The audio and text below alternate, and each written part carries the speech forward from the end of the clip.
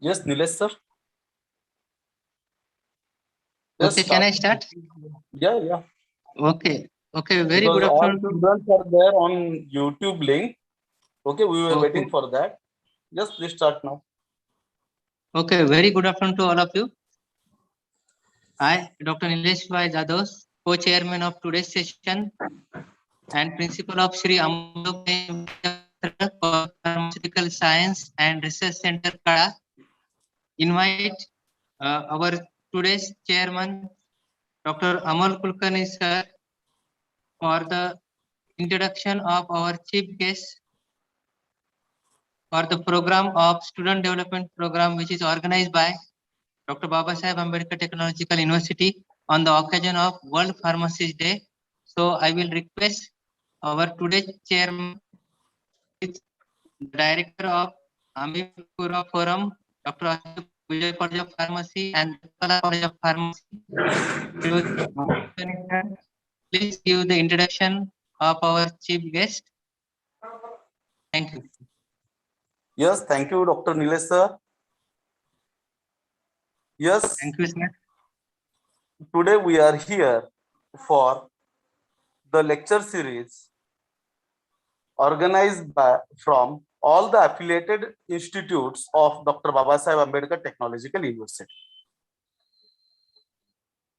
Under the Dr. Babasaheb Ambedkar Technological University, now more than 200 colleges are there, and all the students of affiliated college, they are joined through YouTube. Now we welcome today's our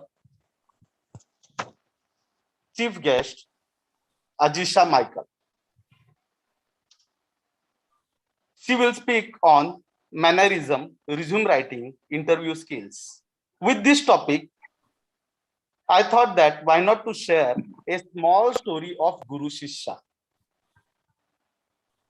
After the complete training of the Shishya asked the Guru, now what I will do, whatever I learned from you.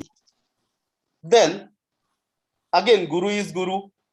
He gave him a shining particle which is not too big and not too small, and told him, you have to see the value of that shiny particle, but you have to not to sell that one. Then the Shishya went to a vegetable seller and asked, what will be the value of this shiny particle? Then he said, I can offer 1,000 rupees or maximum a 50 kg of onion. Then he went to another shop like that.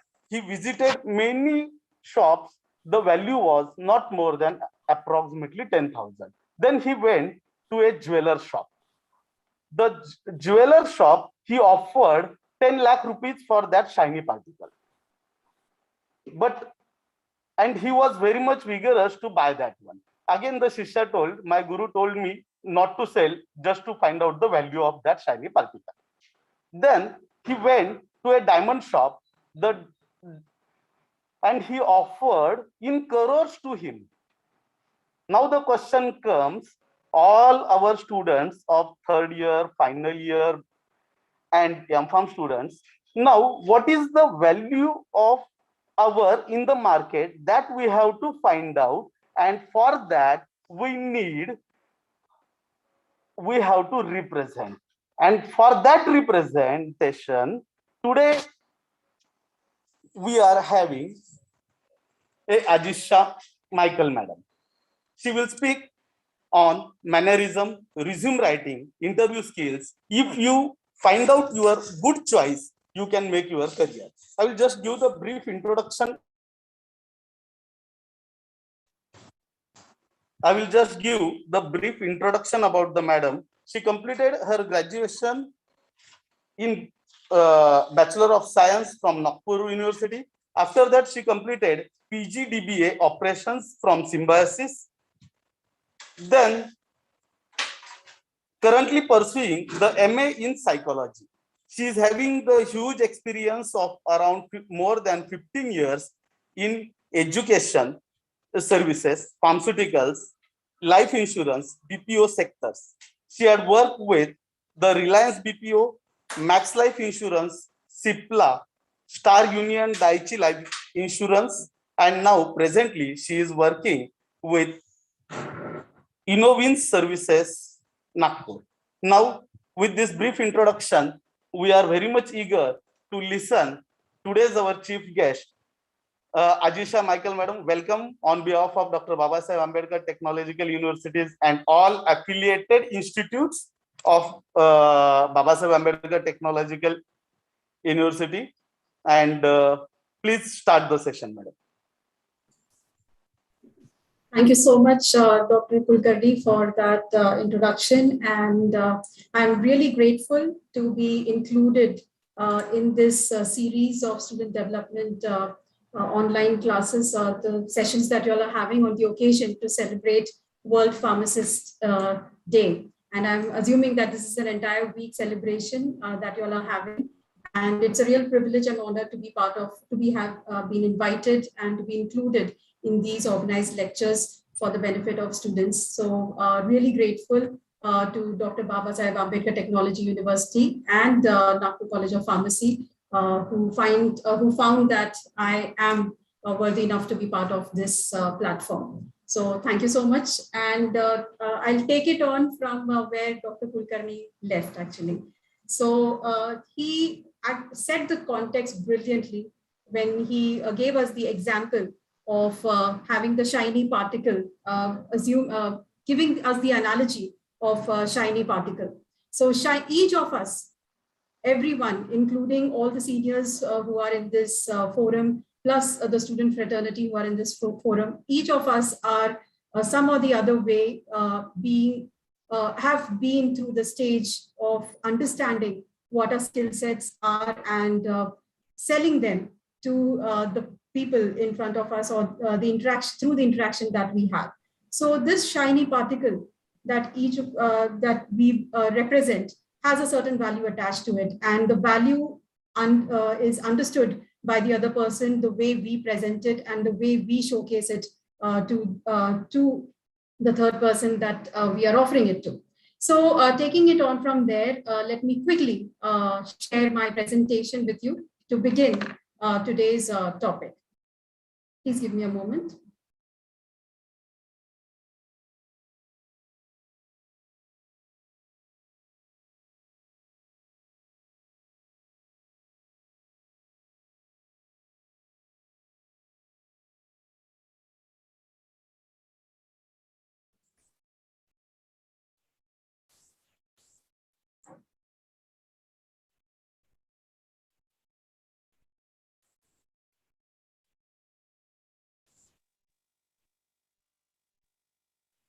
Nilesh sir, can I get the rights to share the session? Share my PPT.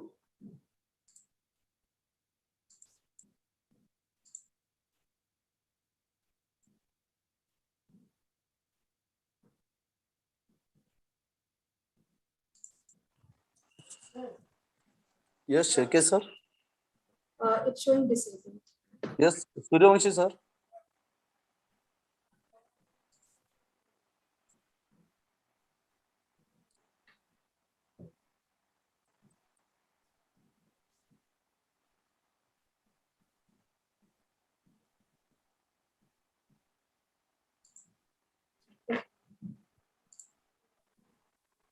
Yes, Suryavanshi sir. Sir, I've got it. I got it. Okay, Thank you. It's been enabled.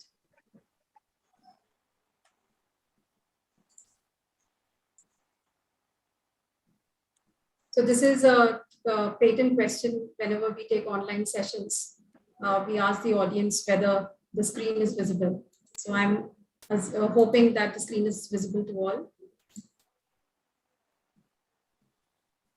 Yes, madam, screen is visible. Thank you so much. All right. So when I was given the topic of mannerisms, resume writing and interview skills, we were talking about representation. So this representation, of course, carries a certain value. And what we are talking about is creating an impression. So I thought it would be apt if I give the title of my presentation as Lasting Impressions. So let's begin.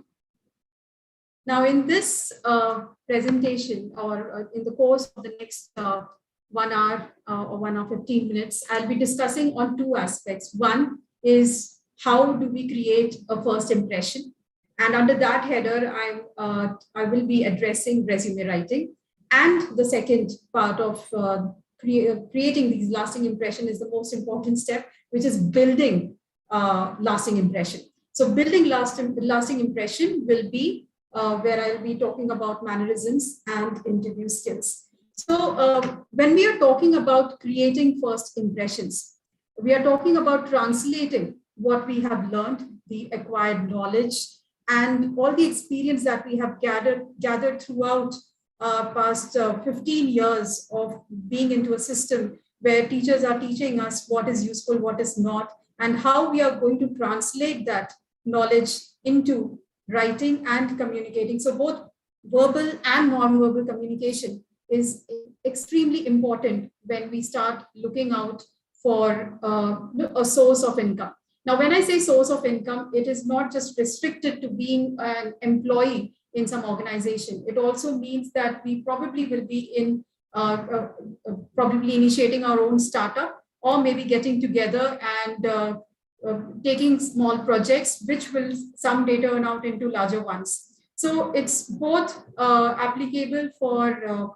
anything that we call as a self-owned business, or maybe working for somebody else's business. The first thing that we need to do is to create that impression so that we can get the right investments in place and we get the job for the right remuneration that we ask for. So when we are talking about creating first impression, the first document that is required whenever we seek such proposition is our resume.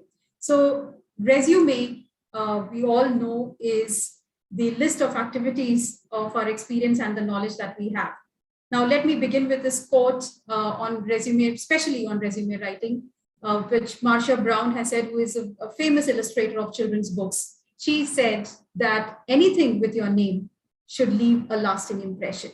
तो जहां जहां मेरा नाम जाता है और वहां अगर मेरा impression सही नहीं है, तो फिर वो नाम के साथ वो पूरी जिंदगी में जुड़ी हुई है उस नाम के साथ, और अगर impression सही नहीं बैठा, so then there is a gap in the knowledge that I've acquired and the opportunity for me to translate that knowledge into communication and an opportunity wherein I can build myself as a better professional. So I have simply put across the word resume into something that we'll discuss in detail now. So resume, for me, for everyone over here who's looking at that simple piece of paper which circulates around when someone is looking for setting up a professional impression, is a document which has relevant information, a document which establishes credibility of the person who is seeking that opportunity. That is a document which is, though exhaustive, but it is simple to comprehend. Second, though it is simple to comprehend, it is exhaustive enough to unveil all your skills. It makes an impression. And last but not the least, it is an expression of interest. So these are the key things that everyone finds or tries to look at in a resume. Right? So relevant information, establishing credibility, simple to comprehend, unveil your skills, make an impression. I would request the participants to please mute themselves.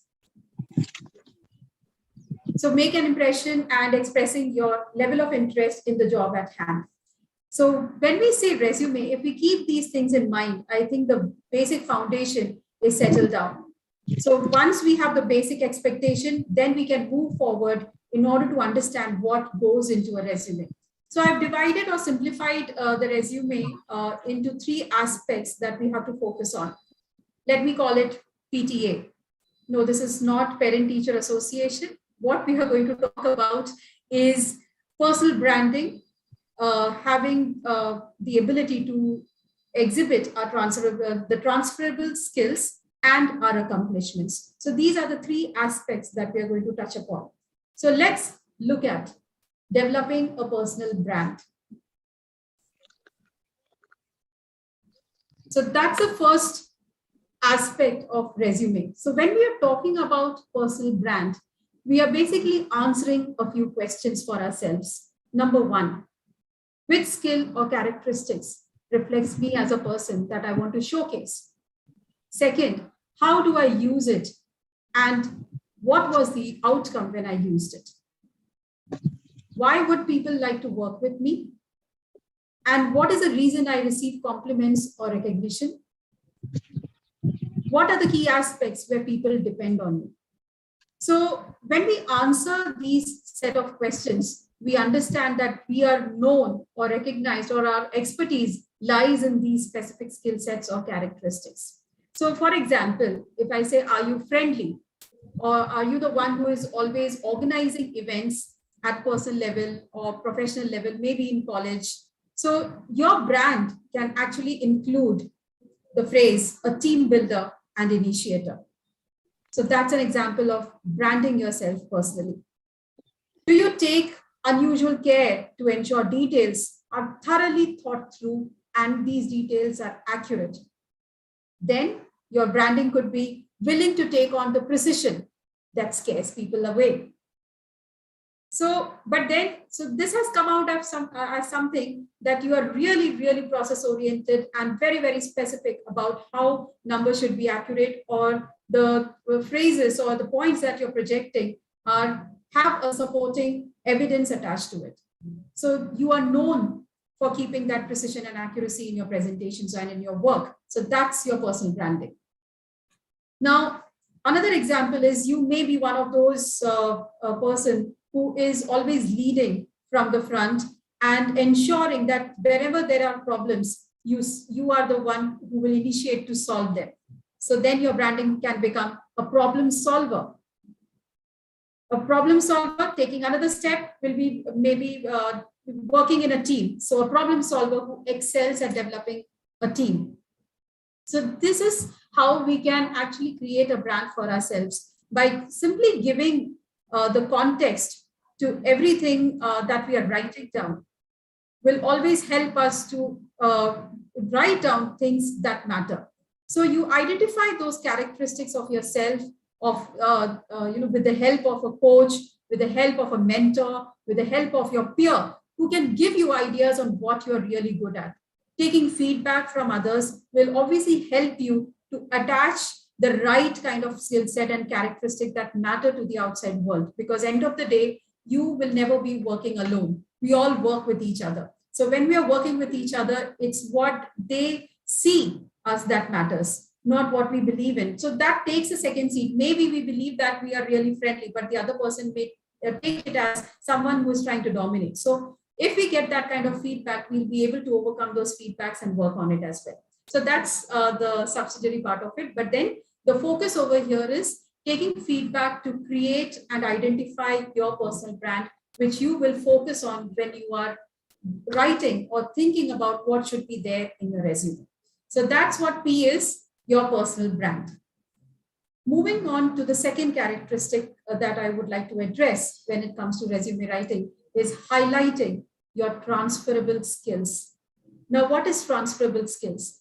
Transferable skills is nothing but the ability that one can transfer from one job to another. Those skill sets which can be transferred from one area to the other. So as a student, if you have been a really good communicator, if you have been really good in interacting with each other as a team, then it means that your writing ability, your speaking ability, your listening ability are all there in place. So this is the transferable skill that probably the future or the prospect employer is looking for. Probably the investor who is looking for will test you on these skills and probably decide on what kind of job role should be offered to you if he's looking for something, he or she is looking for something more. So let me give you some more examples. So let's look at the transferable skills. Right now, I'm addressing only 4 of them because these are the most critical or most in-demand skills that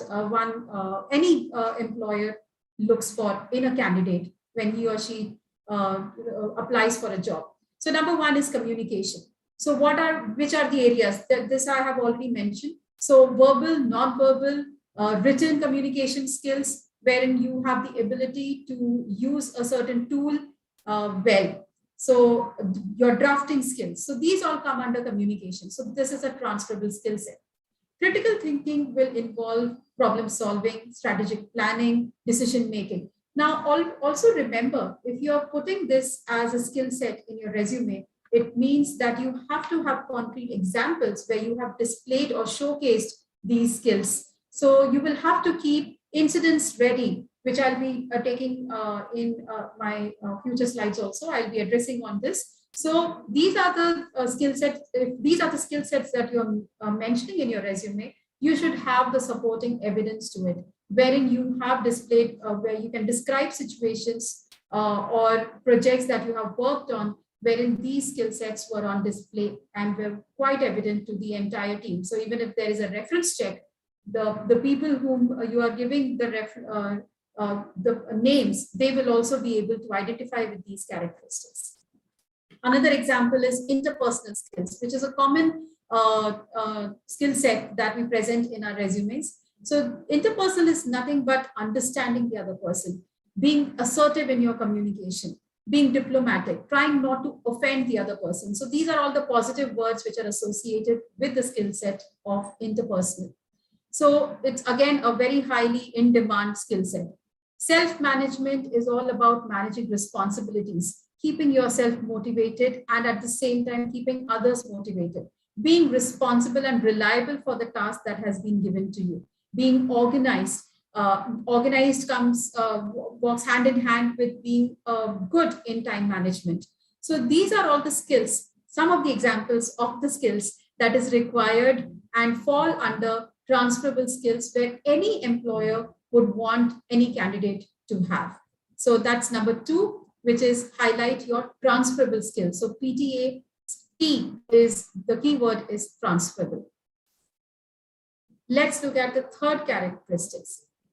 It's very important that anywhere, whenever you apply, your document carries your achievements. What you have accomplished is very, very important to showcase, because it shows that you are not just seeking a job, but you are also showing how well you have performed in the task that has been completed and was assigned to you. So any special project that you have worked on, awards and recognition that you have won, any additional training or professional certifications that you have completed. So these are things that will keep you one step ahead of your competition. So even volunteering work, achievement in extracurricular activities showcases your ability to multitask, to take varied responsibilities and completing it to the desired result. But for some reason, some people, it is really hard for them to describe these achievements. So whenever you are writing or showcasing your skill set, especially in a resume, one header should always be about your achievements and accomplishments. So these are the 3 key characteristics. 1, personal brand. 2nd, highlighting your transferable skills. And 3rd, highlighting your accomplishments. So these are the 3 characteristics that should go into a resume. Because otherwise, you can always Google, you can get the template, आप सिर्फ वो headers भर लो, बस हो गया, एक document आपकी तैयार हो गई. But then if you want to be really different and stand out in the crowd, then there are certain things that you have to think through before you even go ahead and write down or type in that document that you're filling out as a form filling exercise. Most of us basically do that. But then we all know if there is a study that shows that 70% of your employers will always decide whether the candidate is good for the job by simply looking at your resume. 30% are the ones who will probably take that second effort of, okay, theek hai, resume mein nahi hai, to shayad interview mein acha kar le. But 70% of the time, you're simply rejected just because your resume was not good enough. So let's look at how we should go ahead and write this resume of ours. Now, these are certain headers and sections that should be there in any resume. So resume section is nothing but what it tells the reader. So there has to be a header. So if it is a summary, if it is an objective, or your work experience, or your projects that you have managed, the volunteer work that you have done, your educational qualifications, so personal details. So these are resume sections. So it should clearly be related to the content that you're going to write. Now, in the top portion of your resume, usually it gives the snapshot that tells the reader whether I should go ahead and read the entire resume or not. So that's very critical.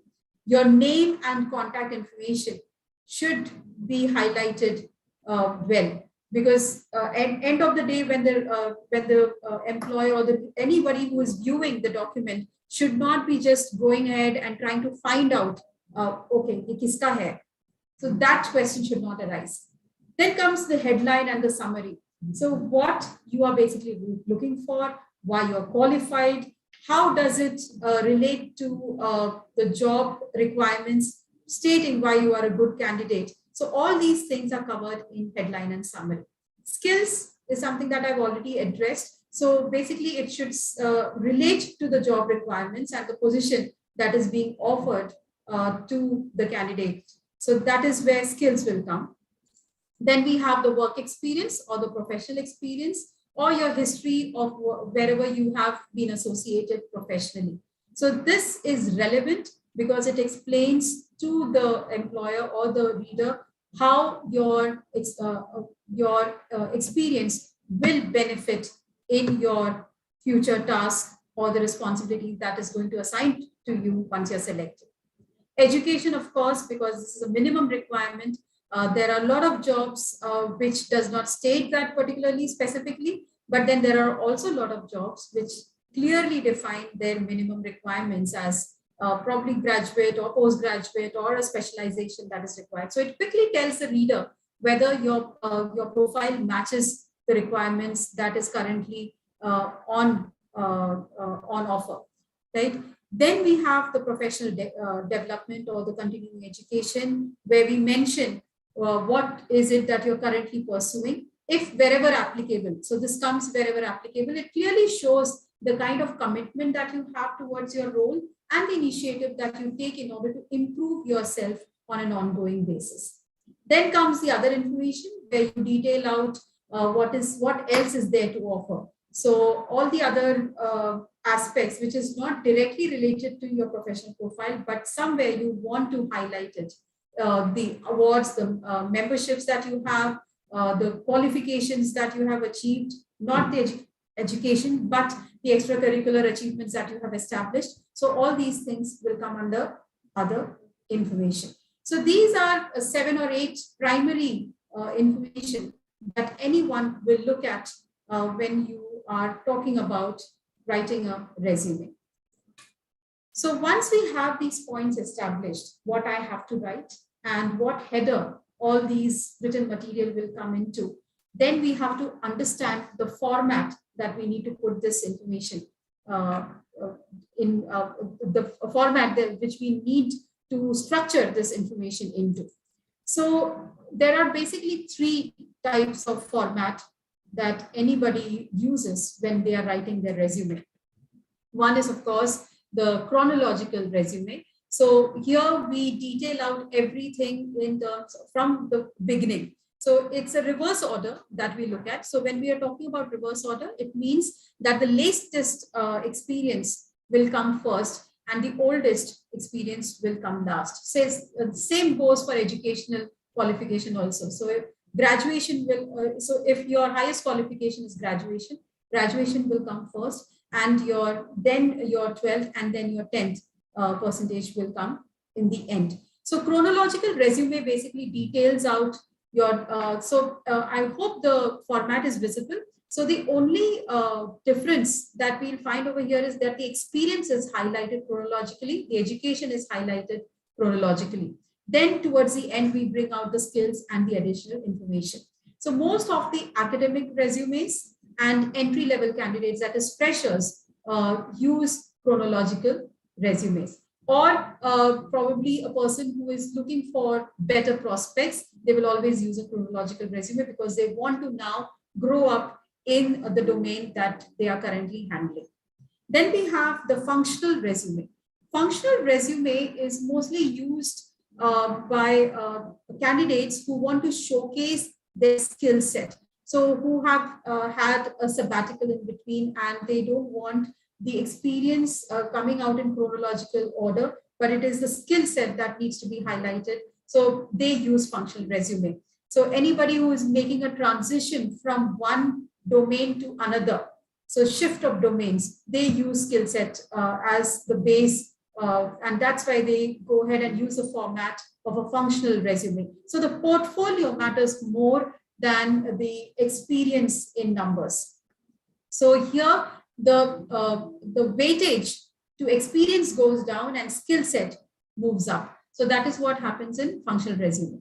Then we have the combination resume. Now this is the most preferred resume, especially when you have gathered a decent years of experience, let's say 5 years of experience, and then you want to create a mix of your experience, and also at the same time, you want to showcase your skill set.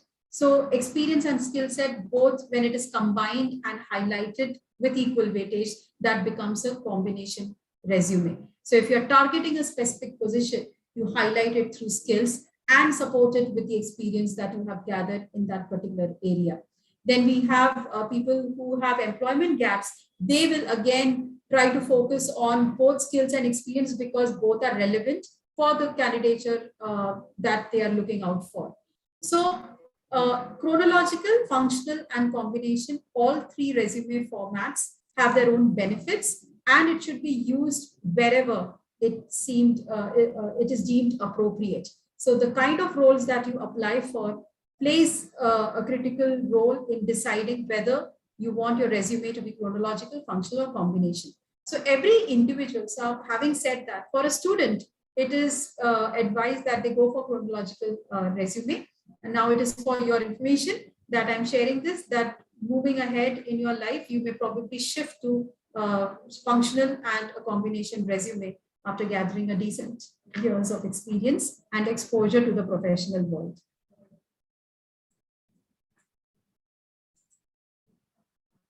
So in resume writing, so these were the three critical aspects that I wanted to cover. Now, when we are talking about giving it final touches, what we are talking about is ensuring that there are no mistakes that are glaring at the reader.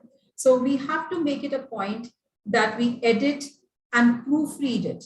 So when we say edit and proofread it, it means that we do have a checklist to understand what are the things that had to be included. So let's go through our resume once again and see what we have missed, or is there anything that is important and I did not address it. So that's a checklist that I need to see. How is the language? So is my language in present tense, past tense? So if I'm using a particular tense, then let's look at the consistency of that tense. Then how does my overall resume look? How does it feel when someone looks at you? So a resume basically sells you. So when my resume is selling me, it is important that I understand how it looks. So taking feedback helps. So if you can show it to someone, it will also help us to have that person proofread it and pointing out the mistakes that we have done or the good points that we have done, so that we can ensure that it is not a half-hearted attempt at something that is so critical and important for me to acquire that position. So resume is supposed to be concise. It has to have appropriate language and not full sentences, how we write essays.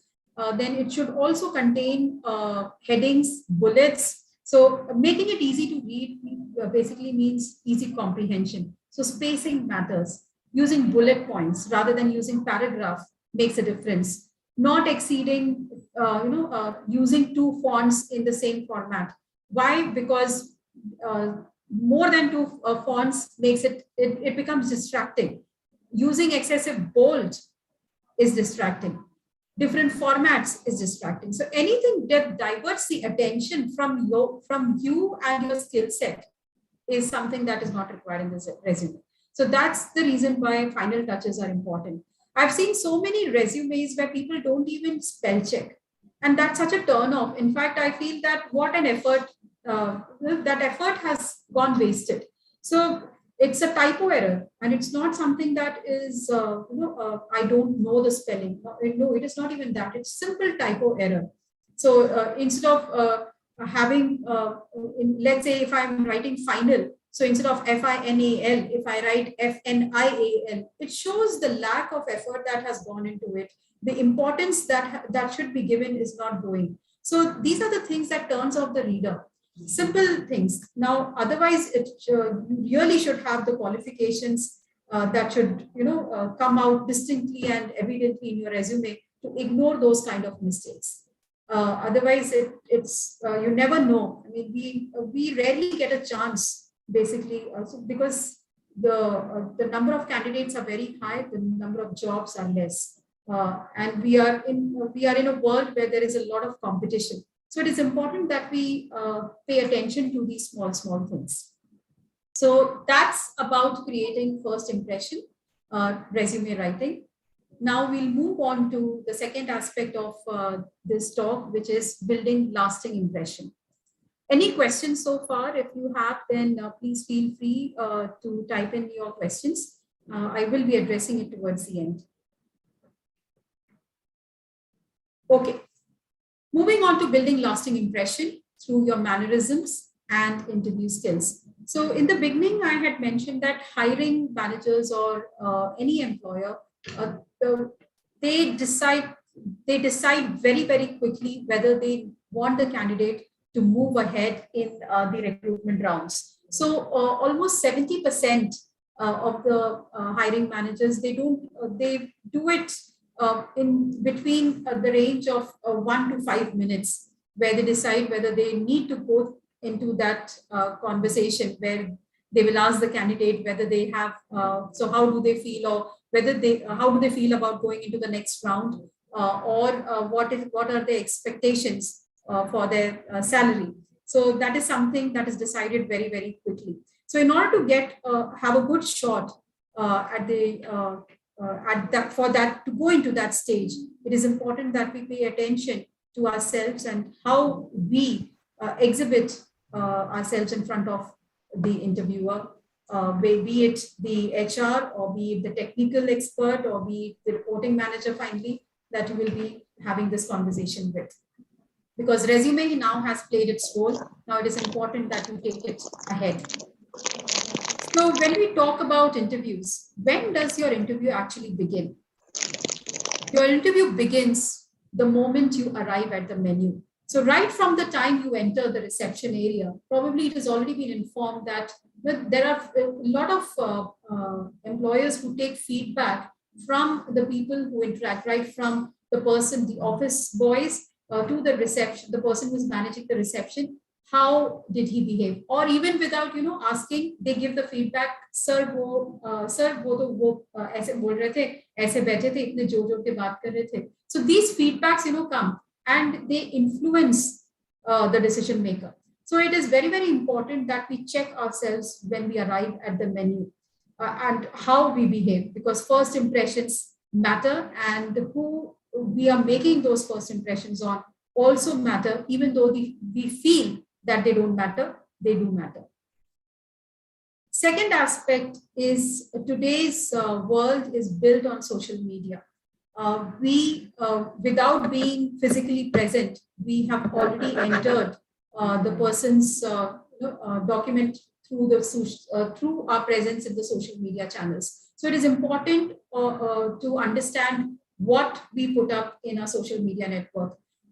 When it comes to Facebook, when it comes to Instagram. So the kind of photographs, the kind of information, the kind of viewpoints that we have is always right now it has become imperative. There are HR domains which are basically assigned the task to check through the candidate's social media channels.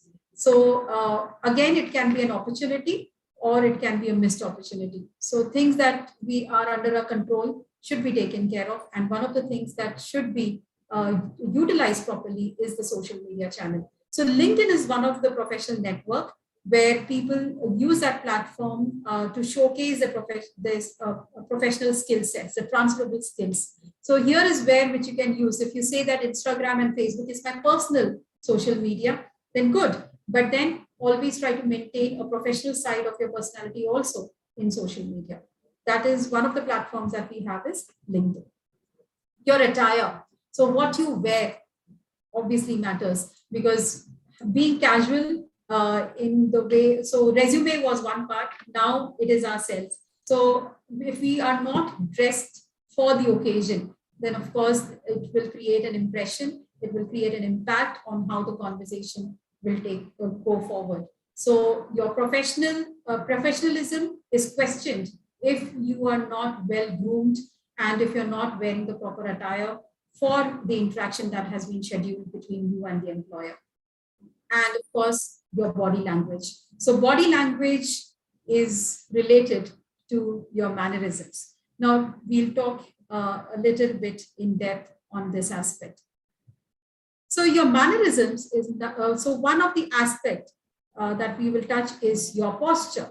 Now, when we are talking about mannerism is how we, what are the actions, what is the kind of behavior, what is the kind of expression that I normally keep, basically is my mannerism. So that comes naturally to us. So when we are talking about coming naturally, it means that we are habituated to certain things. So we have, if we are conscious about what we are doing in the presence of people, then it will really help us to understand how we look to others. So putting a conscious effort is important in order to understand where your mannerisms are today. So let's address the first one, which is posture. Posture is nothing but making yourself comfortable and feeling confident in, so when you sit, when you stand, when you interact with the other person. So what kind of posture do you maintain? So that's number one. Then, so the key is being comfortable in your clothes, being comfortable with yourself and the way you present yourself. Creating that space. Now, we don't want to go too close, right? And we also don't want to create a distance which will not help me build a rapport. So one thing that we need to remember is respect the interviewer's space, which is normally 2 to 3 feet. So that is something that we need to maintain. Then when we are sitting, or so when we are waiting, or we are mostly seated. So what kind of movements are put on display? Mostly our legs are the ones that does the movement. So tapping your legs, shaking them, or moving, changing your posture frequently. So this becomes distracting, especially when you're sitting or during the interview. It is said that you should have minimum movement when you're talking to people. It's the hands that should move, but again, frequent moving of hands again distracts the person from being paying attention to what you're saying, and he or she will pay attention to all the movements that he or she can see or is visible at the time. Sitting straight and leaning slightly forward always shows interest in the other person, interest in the topic of discussion. So that shows the keenness that you have towards the whole conversation and the discussion that you're having. So that is displayed through your posture. Next in your mannerism is your voice. Speaking slowly, speaking distinctly. Distinctly means ensuring that all the words are audible. These are things that matter. When the interviewer asks you a question, taking a pause before answering rather than immediately answering back, or what we do is we listen with the intent to reply. So when we do that, then it means that we are going to react to the question that has been put.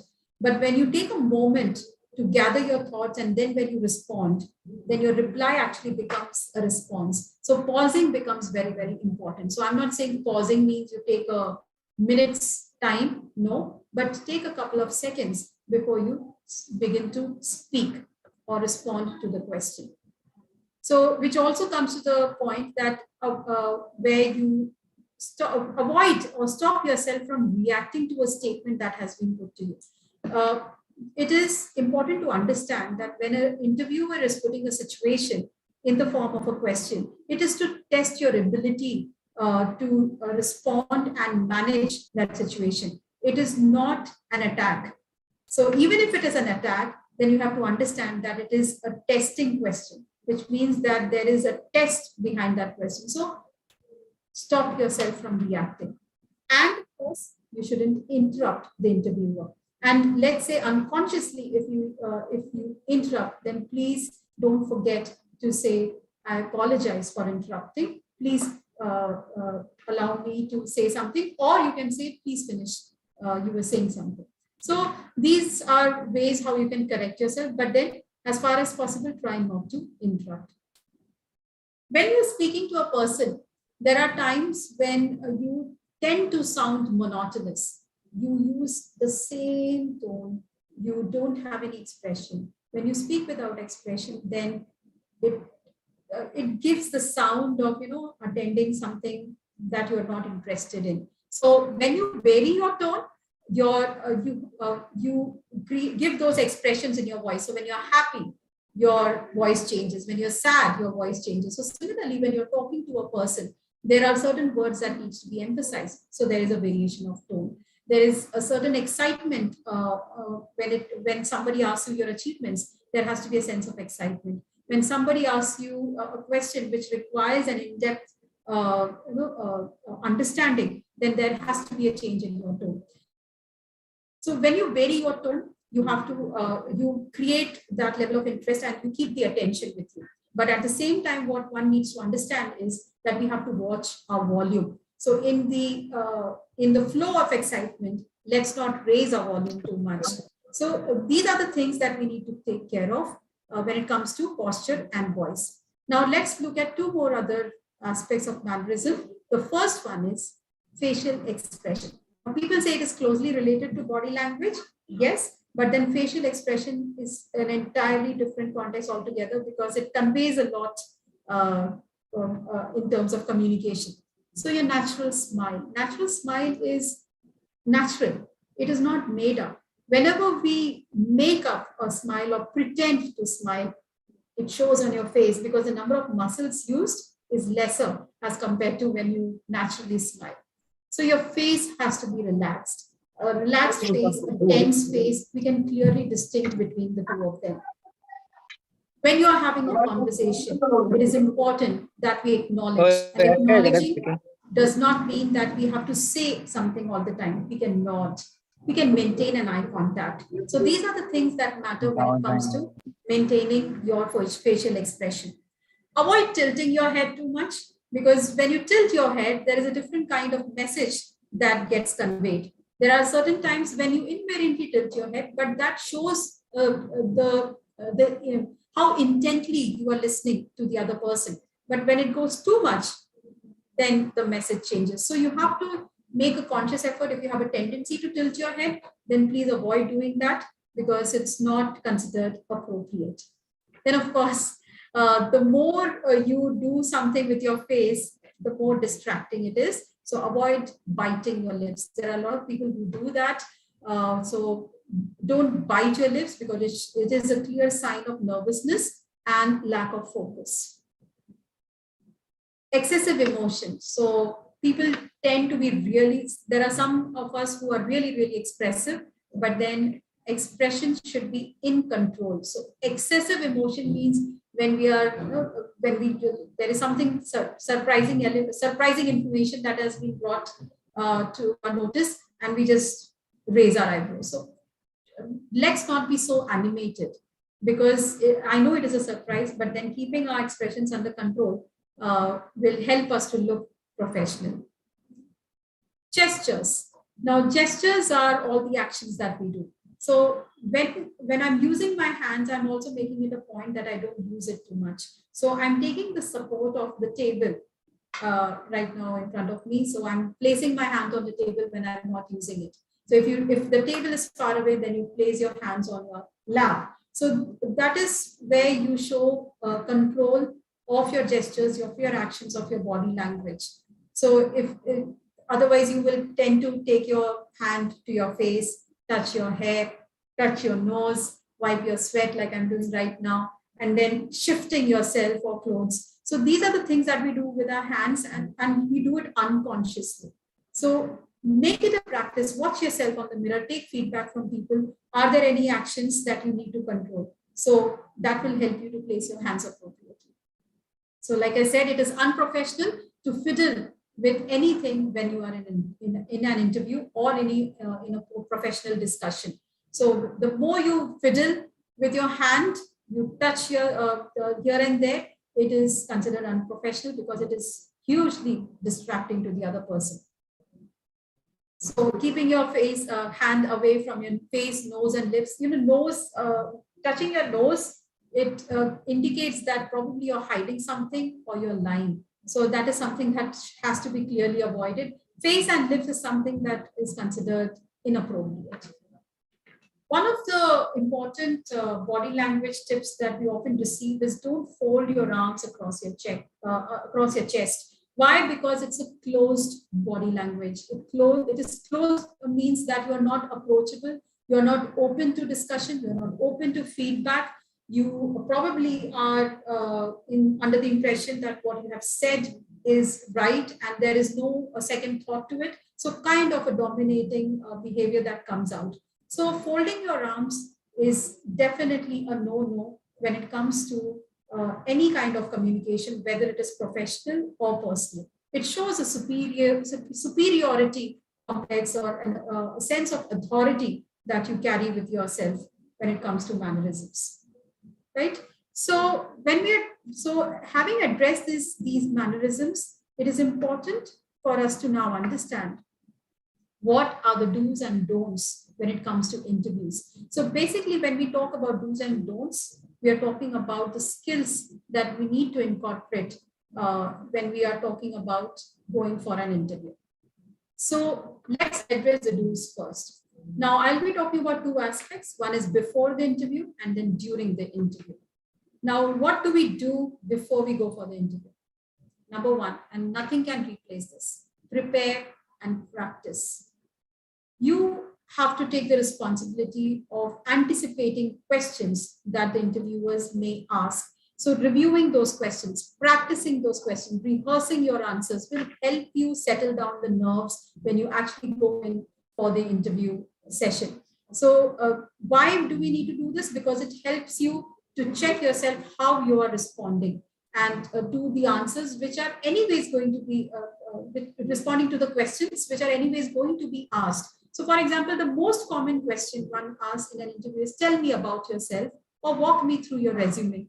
And I must tell you, there are very few people who are able to address that very confidently. And the way the candidate addresses this question shows the level of preparation that has gone into writing the resume and rehearsing what you have written in the resume. Because it's a very obvious question, and if you don't answer that question properly, it shows a lack of effort and commitment from the candidate's side. So that's prepare and practice. Wherever you go, whomsoever you approach, whether it is through reference, whether it is through a job portal, or whether it is through campus interviews, you have to ensure that you do the research of the company that you have applied to. Because if you don't, then again, it shows a lack of commitment that you have towards the job role that you're applying. It is important that you understand what the company is into, what kind of job profile, what kind of profile and what kind of products that they have, what kind of sales strategy that they employ, what kind of vision they have. So all these aspects are important. And now it is much easier because everyone has access to Google. So you really don't have to put in so much effort. Just type in the name of the organization and you will get through their website. So do that before you go for an interview. Review the job role. So every job has its responsibilities, has its description that is written down and shared with the prospective candidate. So take a moment to understand what is required and how your skill set, your individual skill set addresses the requirements of the role. Because then only you will be able to understand how you fit into that organization and why they should select you. Wear appropriate interview attire. Take some time to see and check what looks good on you, what you should wear. Keep your best clothes for interview. And also remember not to wear new clothes because you have never worn them. You don't know how it will be or how comfortable you will be when you go for an interview in new clothes. So always wear something that you've already worn because you know how the look and feel is of that attire. But do take some time in order to decide what you are going to wear. You should always have 3 to 4 set of clothes, which especially during the recruitment season, that this is what you're going to wear. If you have a standard uniform, then nothing better than it. But then always ensure that your clothes are clean and ironed. Reach early, very important. It is okay if the candidate has to wait for an hour, but you reaching late is not accepted. You waiting is okay, but you reaching late is not okay.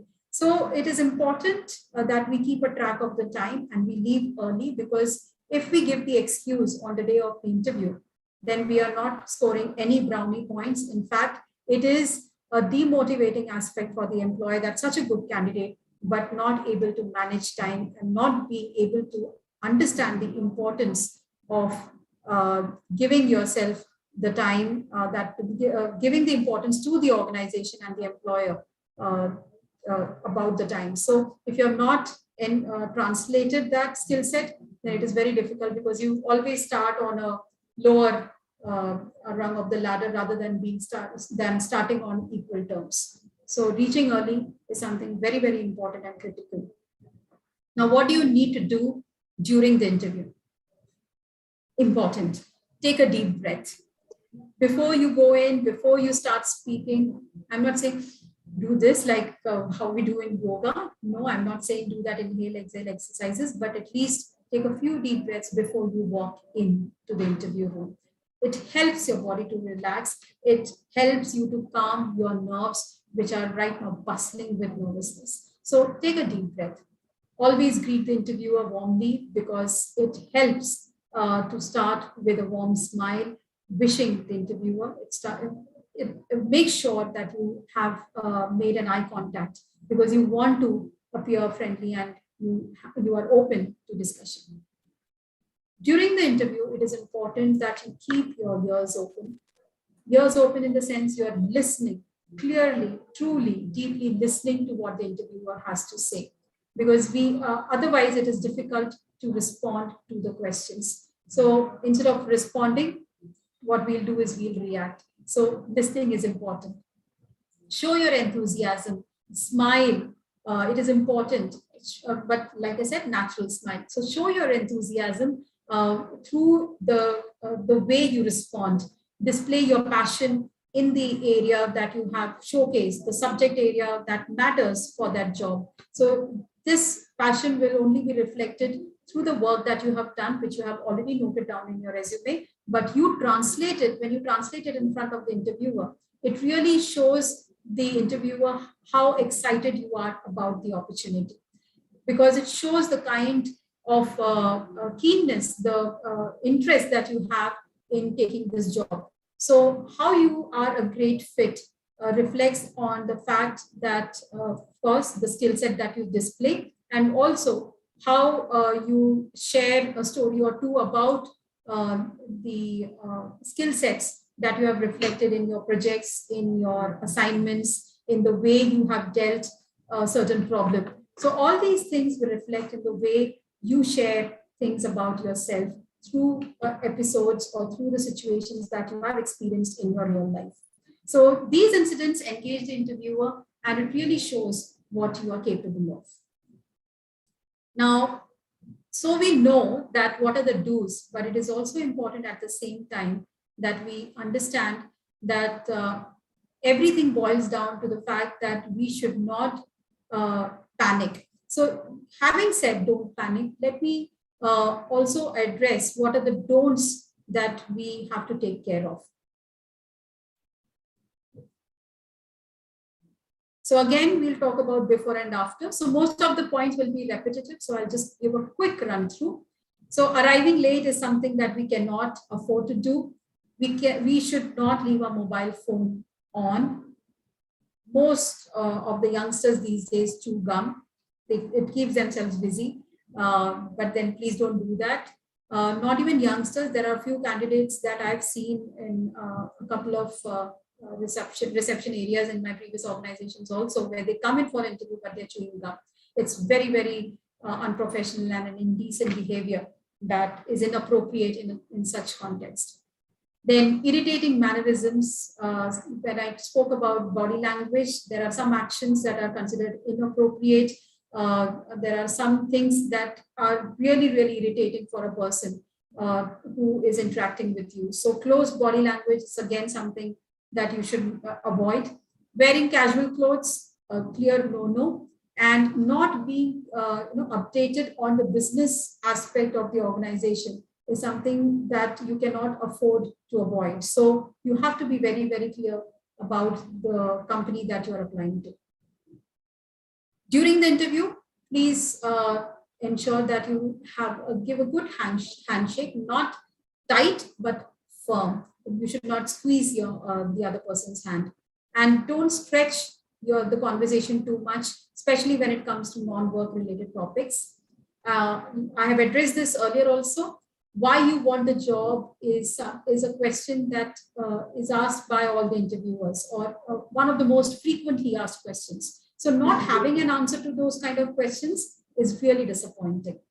Then trying to cram up too much of information in the last minute because you felt that, okay, I could have answered this there, but then you say, oh, I'm so sorry, I forgot to say this, but then I thought it should be said. You should have said it at the time when it mattered.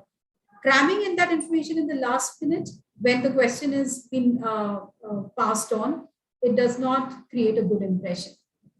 And of course, when you are talking to an interviewer about your colleagues, about your employers, about your institute, or your competition, bad-mouthing them will not score any brownie points for us or for you. It means that you are capable of talking about the interviewer and the organization that you're applying to some other person or to the competitor in the same tone. So again, not a good way to create a lasting impression. Last but not the least, please ensure that we are not ungrateful, which means that we have to thank the other person for giving us the opportunity of having this interaction, right? So these are the things that we have to keep in mind when we are going for an interview and before the interview. So here I'm going to close this session with this quote that your confidence basically lies in your preparation. So success is never an accident. It's always the result of a plan. They say chance favors the prepared. So get prepared and stay ready so that you don't have to get ready later on when it is too late. So the better you're prepared, the better chance you'll have at staying on top. And I really wish all the students the best of luck and hope you grab the best of the opportunities that comes your way and perform to your optimum. Thank you. And now I'm open to questions.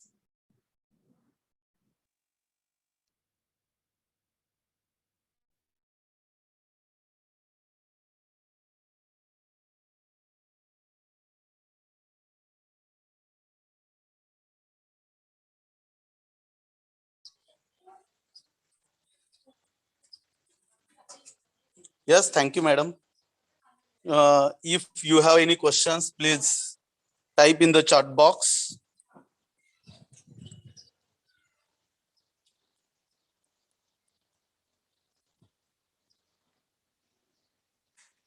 Yes, any questions?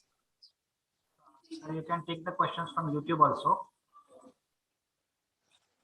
Hello. Sir, you can take the questions from YouTube also. If any questions are there. No, it's not audible. In YouTube.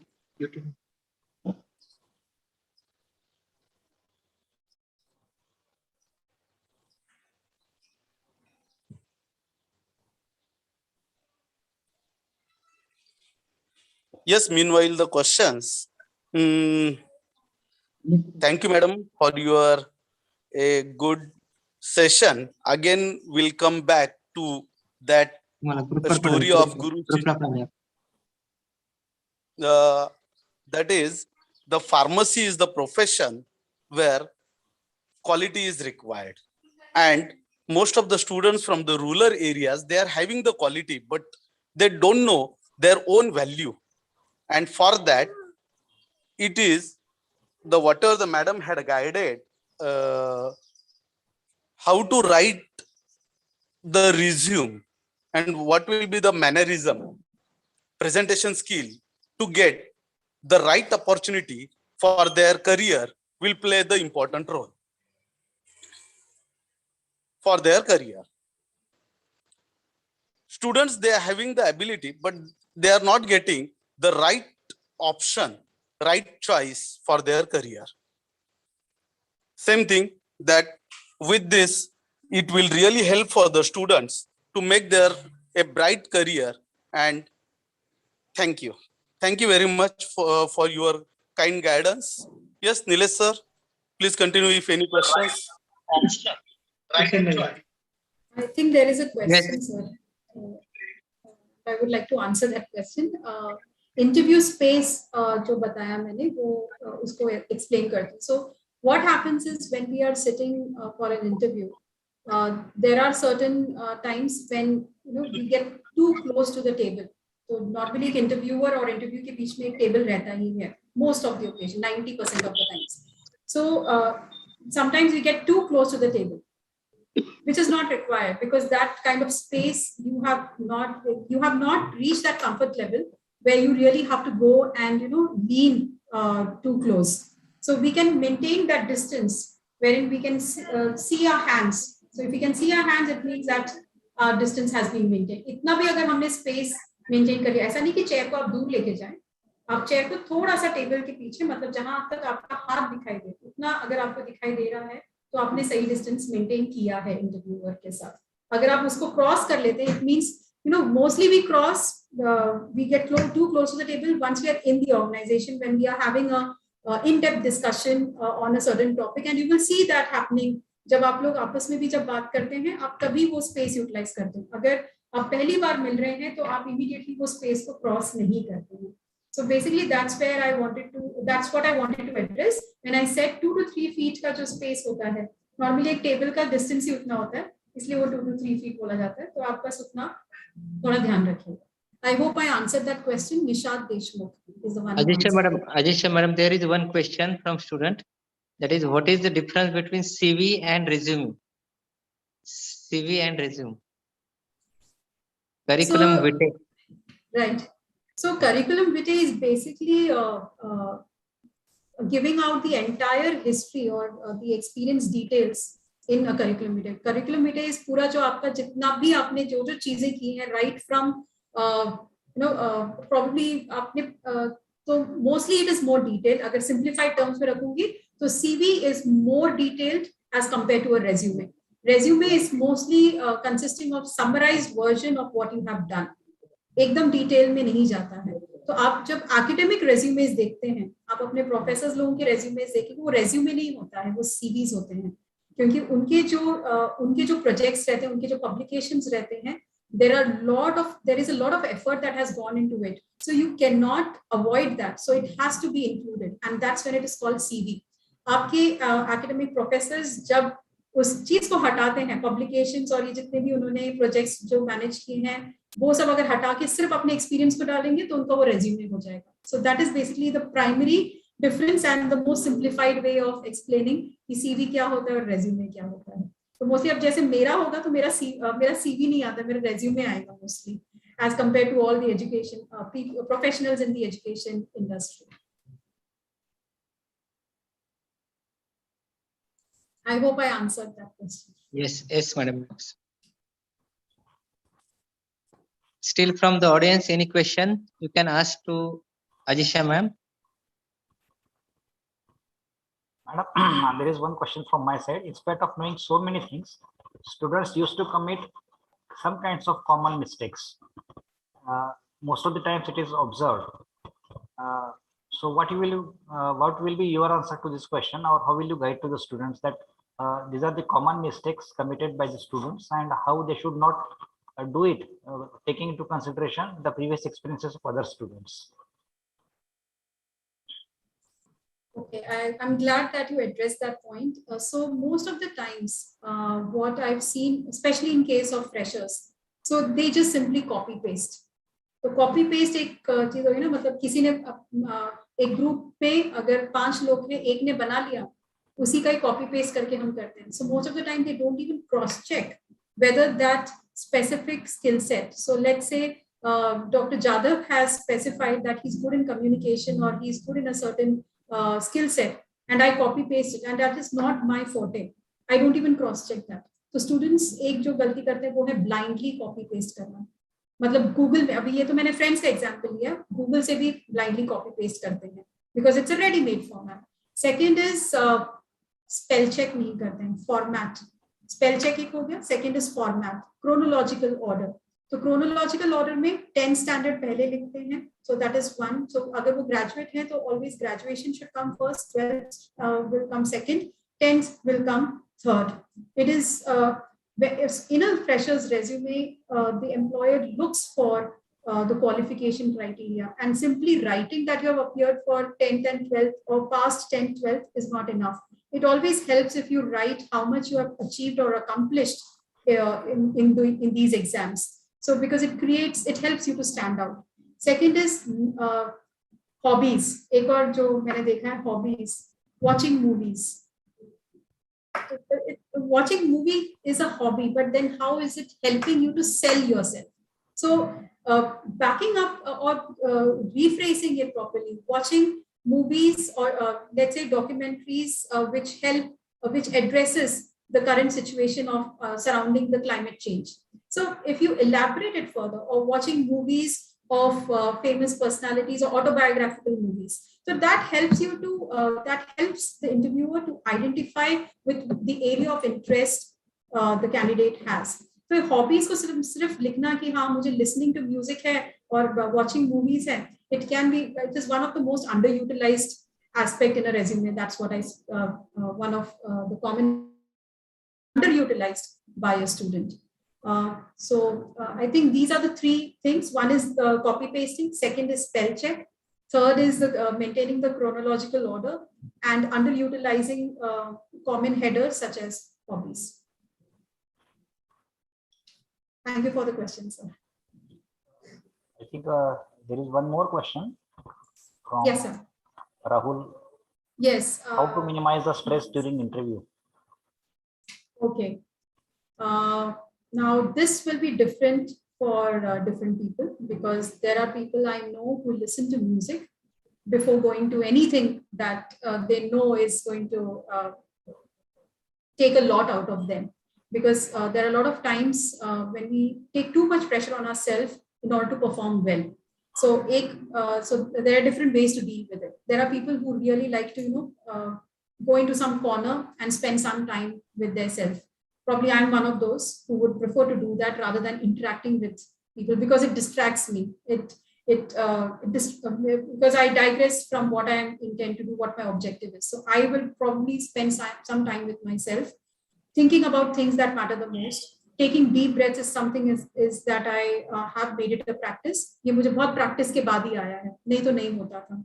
I consciously take deep breaths. Even before this session, I've taken 5 deep breaths before I turned on my camera, because every situation which could be as simple as presentation, taking training, speaking to someone whom you're meeting for the first time can be stressful. So stress is defined in a lot of ways, and managing stress is also defined in a lot of ways. So आपको जो भी करने से आपका mind distract हो सकता है और आपको थोड़ा हल्का महसूस करवा सकता है, तो आप वो कीजिए. A couple of my colleagues speak to someone very close to them so that they can motivate them. तो वो ऐसे किसी को ढूंढते हैं जो उनको मोटिवेट कर सके. तो लास्ट मिनट वो कॉन्वर्सेशंस होते हैं, तो अच्छा कर लेगा, तूने प्रिपेयर किया है. तो ये सारी चीजें हमको डिस्ट्रेस करते हैं. So that helps. पानी पीना, again, one of the things that helps us to bring down our nerves. Then like I said, there are people who listen to music, so it helps to calm down the nerves. And one thing that will actually avoid you to get into that situation is preparation. That is a very, very key element. अगर आपने prepare किया है तो जो stress होगा वो positive stress होगा, negative stress नहीं होगा. तो positive stress will help any time. तो प्रिपरेशन आपने किया है तो आप, मुझे नहीं लगता फिर आपको स्ट्रेस की चिंता भी होनी चाहिए. वो स्ट्रेस अच्छा है आपके लिए, because It's a stress that will help you to go out there and do your best.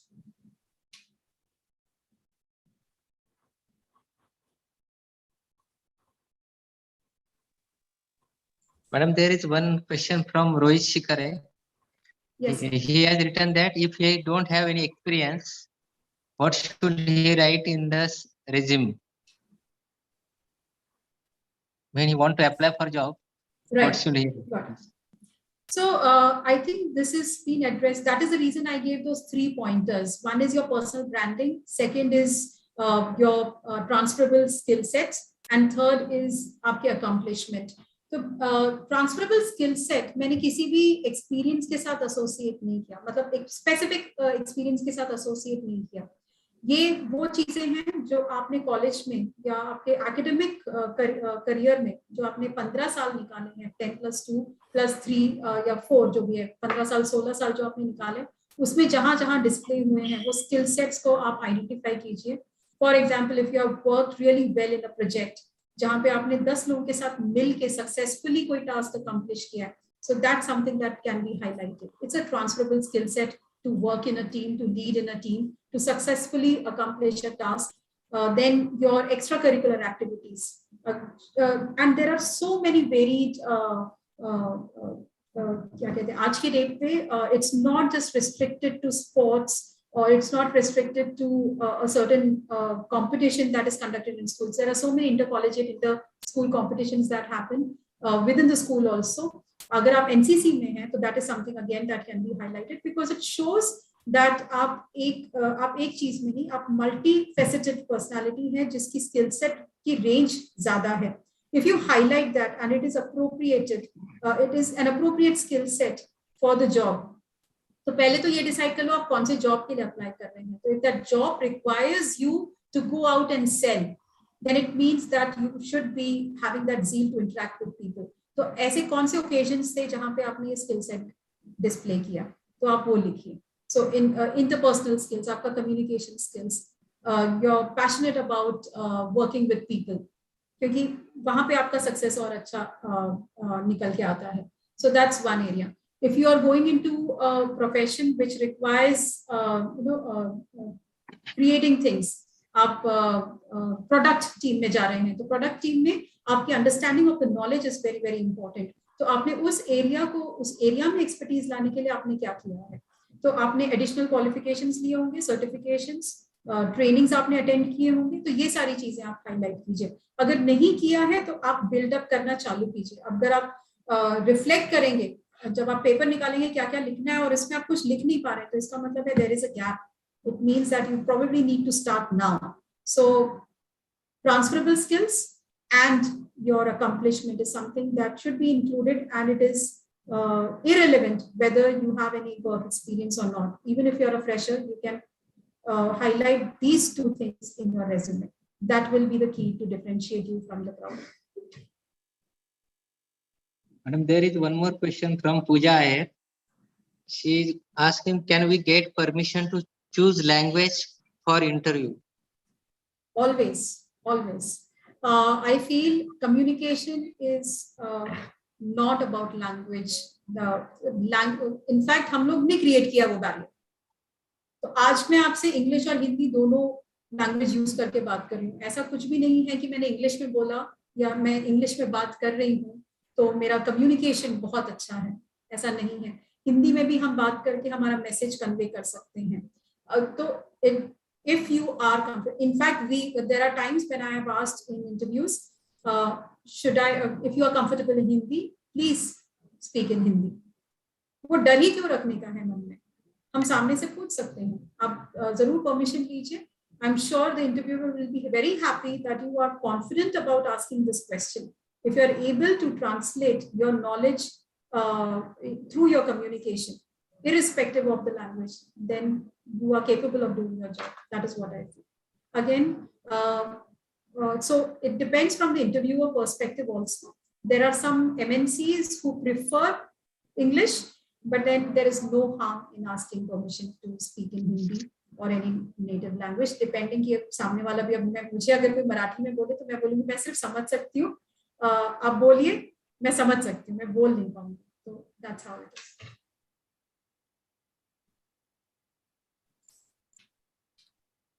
So I hope I answered that question also. Yes, ma'am, definitely. So I think most of the students, their questions answer have given by the madam. So Dr. Alurkar sir. Okay, we can end this session, and if any questions are there, students are here requested to send a mail to madam. Madam will surely answer your questions. Sure, I will. And thank you from Faculty of Pharmacy, Department Lonere, madam. Okay. Thank you so much for having me, sir. Thank you on the behalf of Dr. Babasaheb Ambedkar Technological University. Once again, thank you, Dr. Ashija Michael, madam. Thank you. Thank you, sir. Thank you so much, sir. Appreciate it. And it has been a real privilege to be included in this forum today. Thank you very much. Thank you for having me. Thank you to all the participants who have asked the questions. It has motivated me because asking questions means, okay, somebody was listening. So because in online platform, बहुत तकलीफ होती है क्योंकि समझ में नहीं आता है कि कोई सुन रहा है या नहीं सुन रहा है. तो जब सवाल आए बीच में मैं 5 मिनट के लिए थोड़ा सा मैं स्ट्रेस हो गई थी कि मतलब कोई सुन भी रहा था या नहीं सुन रहा था. But when the questions started pouring in, there is a self-assurance kind of a feeling. So thank you so much to all the participants. Thank you for all. Thank you to all the organizers. Thank you very much. Thank you, madam.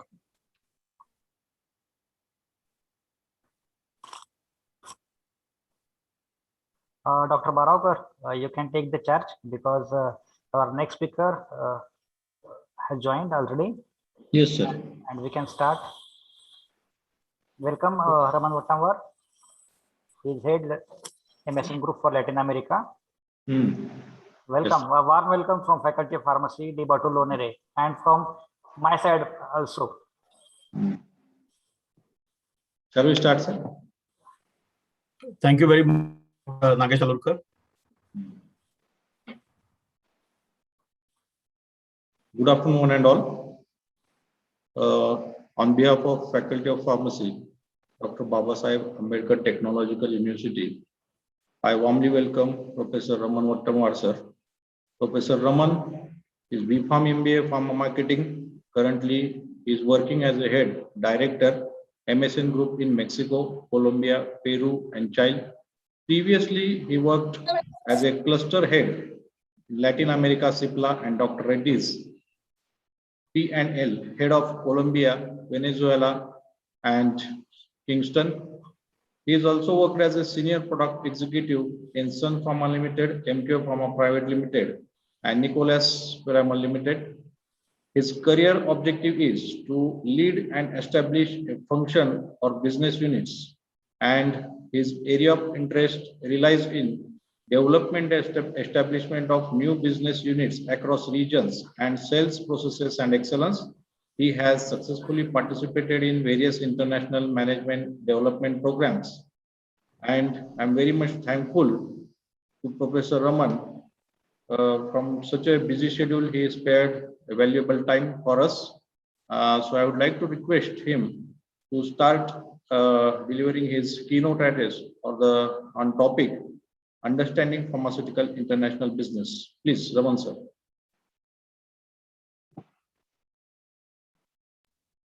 Very good afternoon to Dr.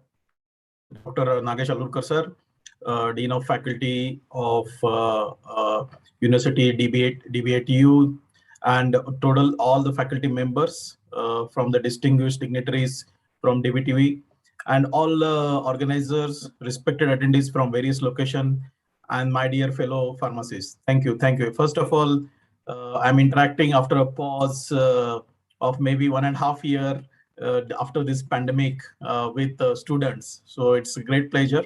I'm based in Bogota, Colombia. So it's early morning for me, 6 a.m. in the morning. But still, you know, it's very happy to interact with all of you. So I will be discussing basics of pharmaceutical international business. So, and I will then take the questions. I will spend some more time on the questions rather than talking about conceptual things, because I'm a person with the practical ground. So I'm working in the industry for 22 years. So I would like to share more the questions of the students and address their queries rather than talking about theoretical concepts. Okay, with this, I will start sharing some of the slides with you.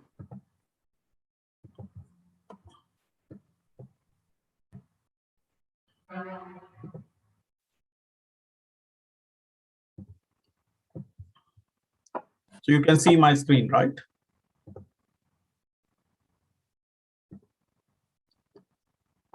The screen is visible to everybody? Yes, sir. Yes, sir. It's visible. Yeah, perfect. So in discussion with Dr. Nagesh Alurkar sir, we were talking about what are the topics I can cover. So there can be a vast range of topics, but I thought as it's a very large base of students involved in this program, I thought let me start with the basics. So basics of understanding about pharmaceutical international business. So a small disclaimer from my side, this I'm heading the Latin America region for MSN group of companies based in Colombia, and all the views are expressed are individual views, and its intention is for educational purpose for pharmacy students and faculty. So let me start with some of the basic facts. How is the Indian pharmaceutical industry is shaping up? So you know that Indian pharmaceutical market is dominated by generic drugs in India, which is around 70% of the total market, whereas it is also include the prescription medicines and OTC medicines. And there are patented medical medicines, which is like innovator companies, or we call as a multinational companies, which constitutes around 21% to 9%. So 21% for prescription medicines and 9% for OTC medicine. So how Indian pharma, what is the evolution of Indian pharma? Indian pharma is basically generic drugs. We call it as a branded generics or generics. So that's how, you know, we as a company, Indian pharmaceutical companies are predominantly strong in launching generic drugs by reverse engineering. So this is a fundamental of industry. Why this is also a reason why Indian pharma industry is growing in generics and why the exports are increasing. The Indian pharma market is also third largest in terms of volume. We are 2 billion people, so 1.3 billion people, and 1.3 billion people, we have itself in India a huge market in terms of volume, and that's why the companies has a scale of manufacturing, and that's where we have also capacity to export large number of products and large volume of products. We are the 13th in terms of value in world ranking. So our prices of products in India are relatively less, and that's why in terms of value, our maybe ranking is around 13th in the position. And India plans to set up nearly 1 lakh crore, which is it's a $1 billion of fund to boost companies to manufacture pharmaceutical ingredients domestically by 2023. The government of India is consistently setting up the zones. We call it as a free zones, as well as biotech parks, where it is also boosting the local companies' manufacturing capacities, as well as pharmaceutical ingredients, basically APIs. And India want to be self-reliant by 2023. So India pharmaceutical exports, and what is the advantage for India? So pharmaceutical India exports from India is up to 20.70 or almost $21 billion in 2019 and 20. India is expected to rank among the top 3 pharmaceutical markets in terms of incremental growth in 2020. We saw with the pandemic, there is a huge demands across the world, including the vaccines and the various medicines like remdesivir, favipiravir, amphotericin B, many other products were in huge demand across the world, and India has provided this service to the across the world. So that's how the many in terms of injectable, local anesthetics, various hospital products, critical care products, all has been exported across the world by Indian pharmaceutical industry. So in terms of during the pandemic time, actually most of the pharma companies grown multiple times because of the demand and supply ratio change completely, and that is a catalyst for incremental growth by in the year 2020. India is the largest supplier of generic medicines globally. We are almost exporting 22% of the global export volume, So the demand almost in the world, our participation is 22% currently in the world global generics market. The total drugs and pharmaceutical export during the April 2020 to March 2021 is around $24.44 billion. And to the month of March 2021 alone, the export was $2.3 billion. So I'm talking in dollars. It's easy because we are exporting to various countries across the world. We are exporting different types of products. So dollar is a relative term. So it's better we explain in the dollar. India has exported 3.89 billion of bulk drugs, which is API and drug intermediates in 2020, and around $4.43 billion of APIs and intermediates into 2020-21. So you see these numbers are predominantly growing every year on year. And this growth rate is actually in double digit and growing in all the segments. So we'll discuss in the subsequent slides some of the points of what type of exports India is doing and what is international business and all. But I would like to set the context to understand that how attractive is the pharmaceutical export business or international business. And India has one of the lowest manufacturing cost in the world. It is lower than that of USA and almost half of the Europe. So that is another very critical point which I want to touch base upon why India has an advantage. The first, we as a pharmacist, we have a huge number of pharmaceutical experts available in India. For example, I will give an example. If I have to source I live in Colombia, in Latin America, not in US, Latin America. In Colombia, if I had to hire, for example, 5 pharmacists, which has an experience of 10 years, is quite a difficult task. The number of people available are less. But if at the same time, if I give advertisement in some of the job portals in Mumbai, if I had to hire 5 pharmacists, it's quite easy. I can hire 500 also. So availability of the talent is in abundance in India. That is the advantage. Number 2 is the experience of Indian pharma companies is very, very high. They have been there are more than, in my understanding, more than 100 companies who are established more than 50 years ago. So they have a good experience in manufacturing, research and development, and exports. Then third is the government's interest in promoting the zones, pharmaceutical zones. So consistently pharmaceutical zones are being built. Then the fourth point is the availability of the innovation and the quest for the innovation and research and development. Generic industry is very strong. We have abundance of API and intermediates available across the India. We have multiple industries supporting the pharma industries. For example, when it comes to machines, when it comes to support for the plants, when it comes to research and development, when it comes to supply of raw materials, we have all the facilities available. And all when we are talking about scale, because of the Indian market scale, India itself is a huge market, volumes are high, we can support any scale. And when the scale comes, cost will come down. So that is the advantage of Indian pharmaceutical industry. So we will have a quality medicine manufactured at a very affordable price. And that's why we are one of the lowest manufacturing units in the world. So let's now move a little bit on the understanding the international business. So what is pharma international business? So basically, any business which we do beyond India is called as international business. So India business is called as, in our terms of a business, we call it as a domestic business, because our base of business, most of the Indian companies are based in India. So whatever sales happen in India, we call it as a domestic sales. And whatever sales we do abroad, we call it as a international sales, or is a part of international business. Now, type of international business in pharma. There are 2 types, imports and exports. So today we'll focus more on the exports. So what type of imports companies does in India? Imports are basically for most of the solvents, intermediates, and sometimes APIs or raw materials for the manufacturing of the APIs. So these are all imports we do. So which is basically for the products which are very niche, very new. Such products, some of the ingredients come from the abroad. Then we will focus on international business in terms of exports.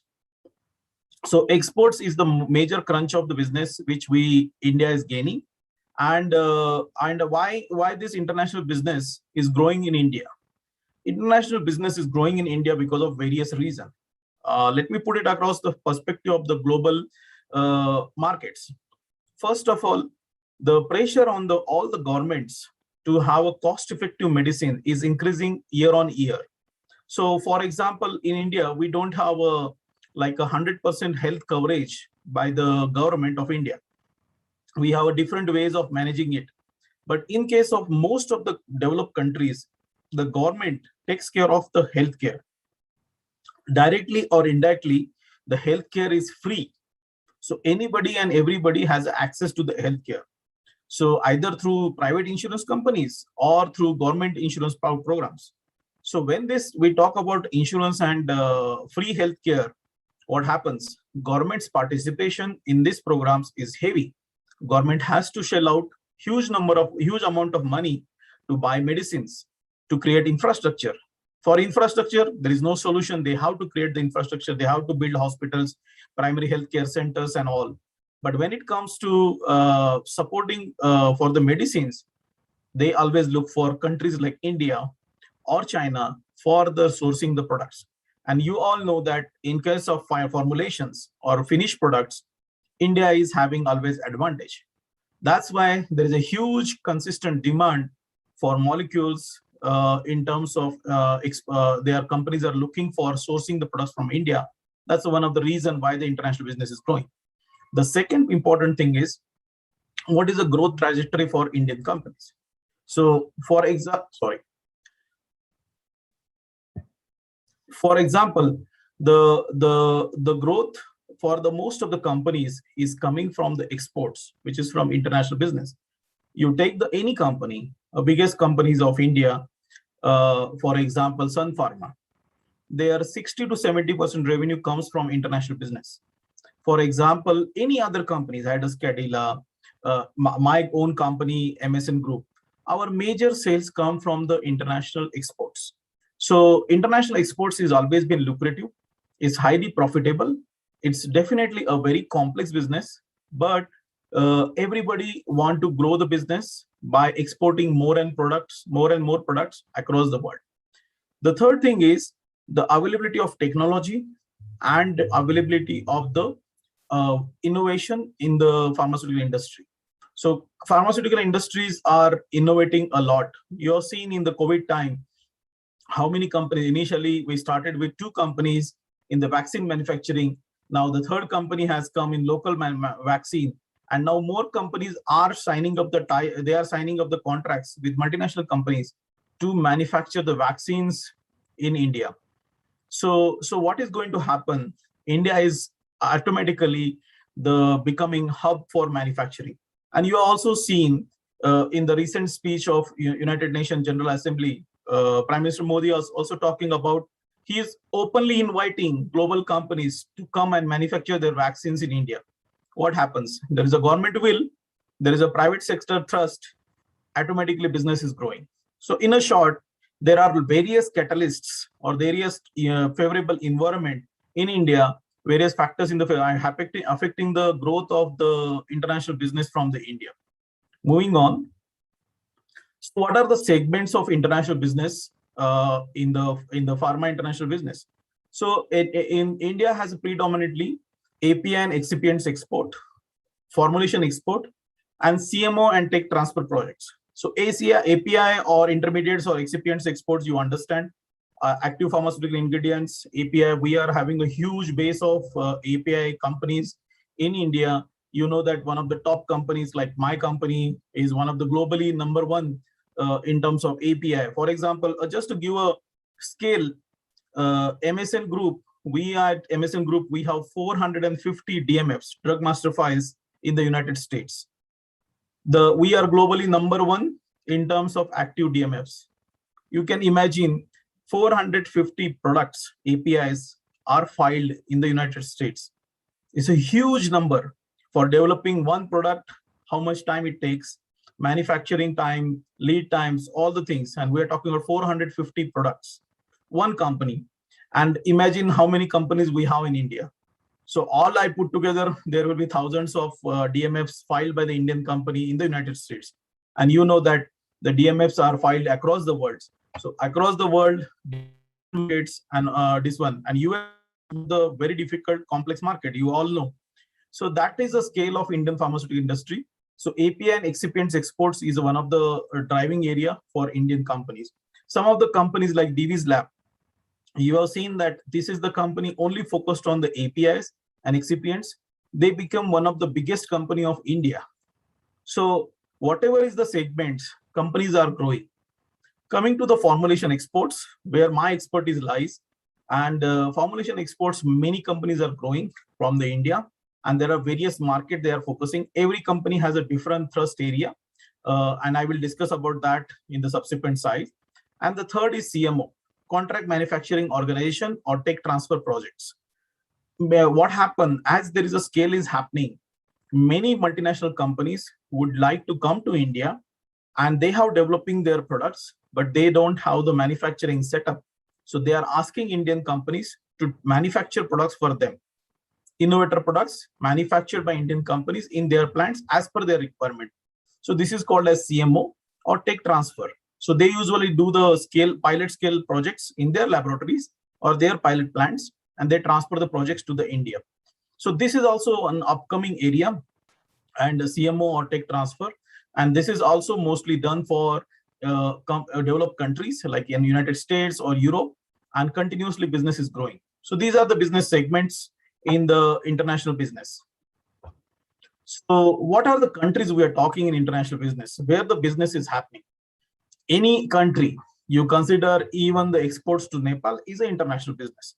Even the export to Sri Lanka, it's an international business. But predominantly, the focus country for most of the Indian company is USA. It's the #1 pharmaceutical market, and the genericization of the products is happening rapidly there. And that's why United States of America is the most important market for most of the Indian companies. After USA, the second market where most of the Indian companies are focusing are Europe. So Europe consists of many markets, and I will also put the United Kingdom in the Europe, because it's a considerably more or less similar pathways of registration of the products in the entire Europe, including United Kingdom. So European countries are the another second attractive destination. But where the mid-size or small Indian companies are more focused are Africa and Asia. Predominantly, most of the African countries, West Africa, East Africa, French West Africa, everywhere exports happen from the Indian companies. But the major countries where the Africa is, South Africa is the biggest, Nigeria, Kenya. Then talking about Asia, Asian countries also, India is very strongly present. For example, Myanmar, Cambodia, Vietnam, Philippines, Singapore. You name the countries, the Indian companies are present, Indian representative was present, and all. Then little distance countries where we talk about Latin America, where my expertise lies in. So Brazil, Mexico, Colombia, Chile, Peru, many other countries. So we are talking about 22 countries in Latin America. So now Indian companies are getting there. I've been leaving this part of the work and working this part of the world for 12 years. So we here there are 3 languages are predominant. One is Spanish. Then for Brazil, it's Portuguese. And then small islands like Caribbean, West Indies, you know the cricket. So West Indies countries, some of the countries like Jamaica, Trinidad, they speak English that way. Then comes another big region is Russia. Then CIS. CIS countries are Ukraine, Belarus, Kazakhstan, and all. And then comes China and Japan. You must be wondering why China and Japan I'm putting at the last. The regulatory pathways of these countries are very, very stringent. Very few Indian companies are successful in China and Japan. I have not mentioned their Korea because export from India to Korea is relatively less. So that's why I'm not mentioned there. So these are all a crux of the market. We call it as international business. International business in that US being the biggest region, it is always there is a US business is separate, Europe business is separate. And rest of then China, Japan, Australia, New Zealand, these all businesses are separate. and rest we call it as emerging markets. So emerging market business is separate. So in international businesses of any company, we have a different regions, we have different segments, and the focus is of the companies in a different way. There are different group of teams working on different segments. So the question might come, why there is a like a separate grouping of the businesses? The reason there is a separate grouping of businesses, because every region, every big country has a different regulatory pathways, different way of operation, different way of doing international business. I hope we all are clear till now. Moving on. So how the international business works? So key steps. So companies, what they do, they identify the products, they develop the business cases, they make the business projections, then they work on the dossier preparations. In parallel, when the product is ready, the dossiers are being compiled, clinical studies are done. So what type of clinical studies we are talking? We're talking about, depending on the molecule, we're talking about phase 3 clinical trials, we're talking about bioequivalence studies, we are talking about its complete dissolution profile studies for the non-bio strains. We are talking about biowaiver studies. So different clinical studies are required to be done based on the requirement of the countries. Then plant inspections. So we have to do a plant inspection. So for example, if it is a US product, you need to have a US FDA for the plant. If it is a European product, depending on the country, how is the configuration. For example, if it is a country of European nations, then you will need a certification from the EU, one of the lead countries. Or if it is a UK, then you need to have approval from MHRA. Then, for example, in the countries like Brazil, you need to have a GMP of Brazil. So the Brazilian authorities will inspect the plant, and you need to have a GMP from that for that plant and all. Okay, so is it limited to formulations only? No, it depends on the requirements. Some companies need also API plants also approved by that authorities. For example, in the USA, you need a US FDA approved API plant. DMF has to be registered for the formulation, then only you can export that formulation. So these are all complexities of international business. So it is not a one step, it's many activities happen in parallel, and developments happens and all. So doing an international business is not a cakewalk. It requires a lot of emphasis, a lot of efforts, and take the things forward. Then we talk about the role of Indian companies on one side of India, which is more of a technical part. But I'm talking about now commercial part. We need to have a local presence. So either companies do a local partnerships, or they they form a local company or branch office and create a local infrastructure. For example, when I joined this company in MSN, I was only person in Latin America. So I'm having now a team of, in 5 years, I have a team of 250 people working with me.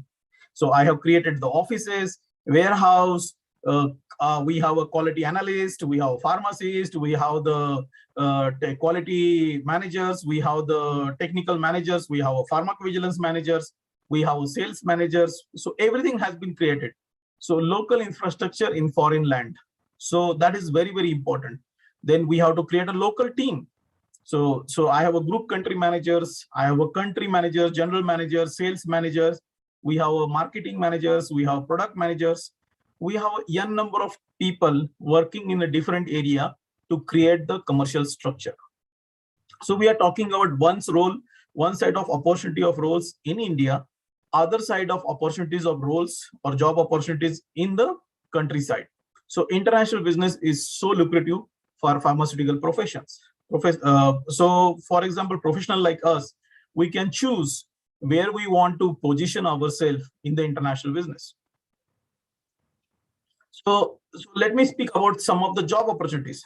I have not mentioned here some of the job opportunities, but there are many job opportunities beyond this. So I just listed down few. For example, the very simple job responsibility. As the business is growing, there is a young number of scientists required in R&D, formulation development scientists. So this is the biggest opportunity. The students who are pursuing M Pharma, PhD and all, so they have a huge opportunity for this. Then business operation executives or managers, project executives or manager. What type of projects? Projects can be execution of business projects or execution of R&D projects. Regulatory executives, managers dedicated on the different areas, portfolio executives and managers.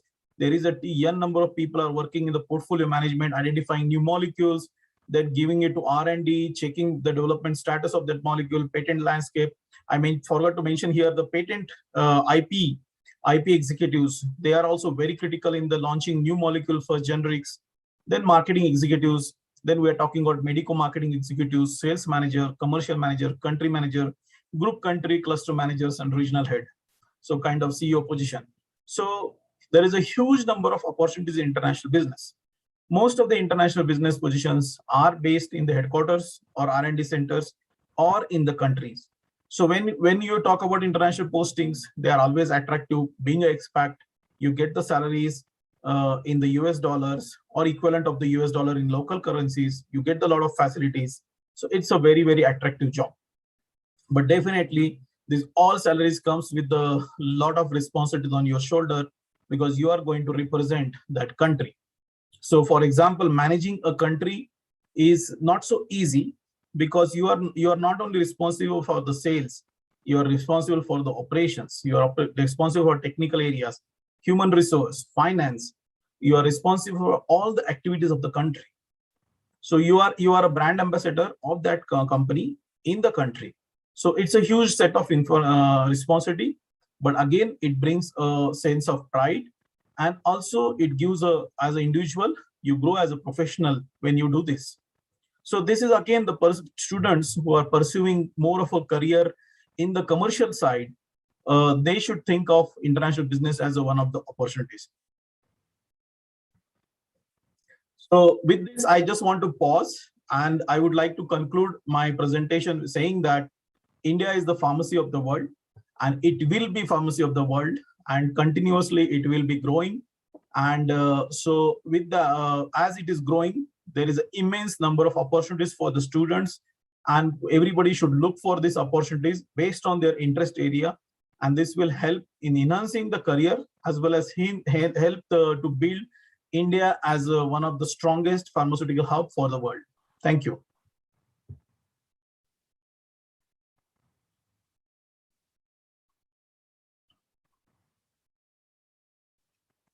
So I'm open for now.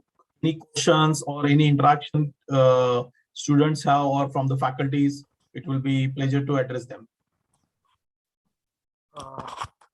So dear participants, the speaker will be available because he has already assured me that I will give less presentation and I'm interested more in interaction. So the forum is now open for discussion.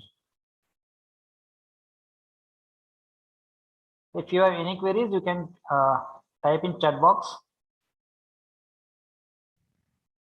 Madam, you can take the questions from YouTube also. Because the program is live on YouTube and most of the students have joined through YouTube. So there may be some questions from YouTube.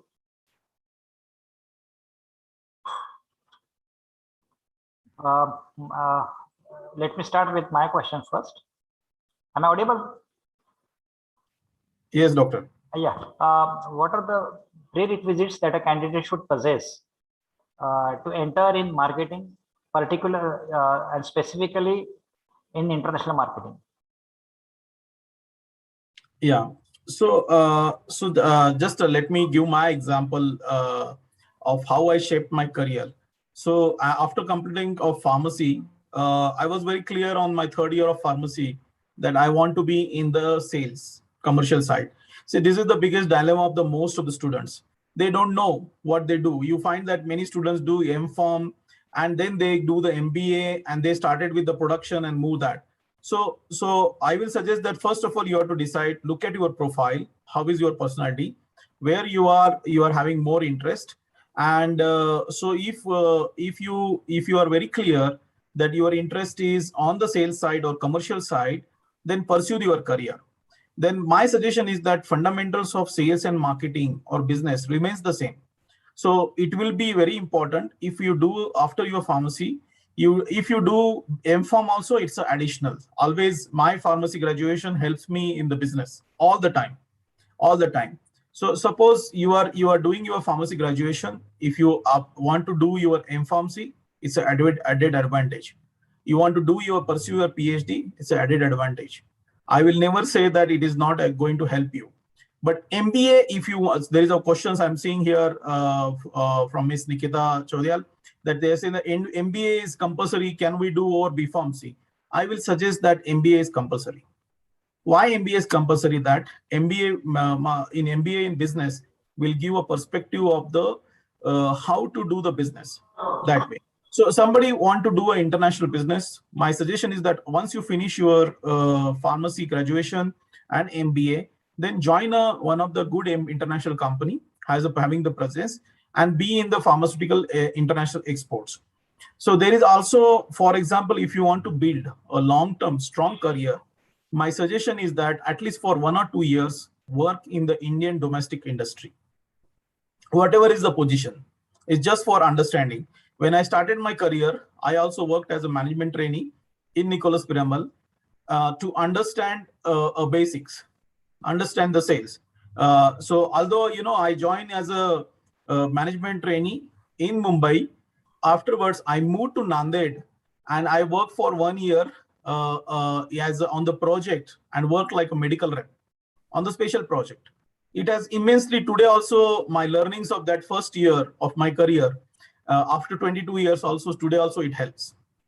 So fundamentals will remain across the world same. So my suggestion is that when you are working, you want to build your career in international business, start reading about it, do phase by phase. And I always mention that we are in marathon. We are not in the 100-meter race. So when you are in marathon, you have to build your steps and your career step by step. You don't have to run so fast. You have to conserve the energy, but you have to go for longer run. I hope I answered your point, Dr. Nagesh. Yeah, I have witnessed your journey from a small town in Nanded district to a person who is leading the Latin America for MSN group. So what challenges you have faced and how you have tackled those challenges, which qualities that are required to face such kinds of challenge, because international market is different, domestic market is different, and leading a group of people and setting up a entire setup in a particular continent which is very new to us is again a big challenge, uphill task. So how you have managed all these things? Yeah, a good question. Thank you. So I will also explain that I have studied my pharmacy from Maharashtra College of Pharmacy in Nilanga in Latur district. So Nilanga is a small place. So you will be amazed, like, okay, you studied in Nilanga and how you got into Latin America and heading as a head and director.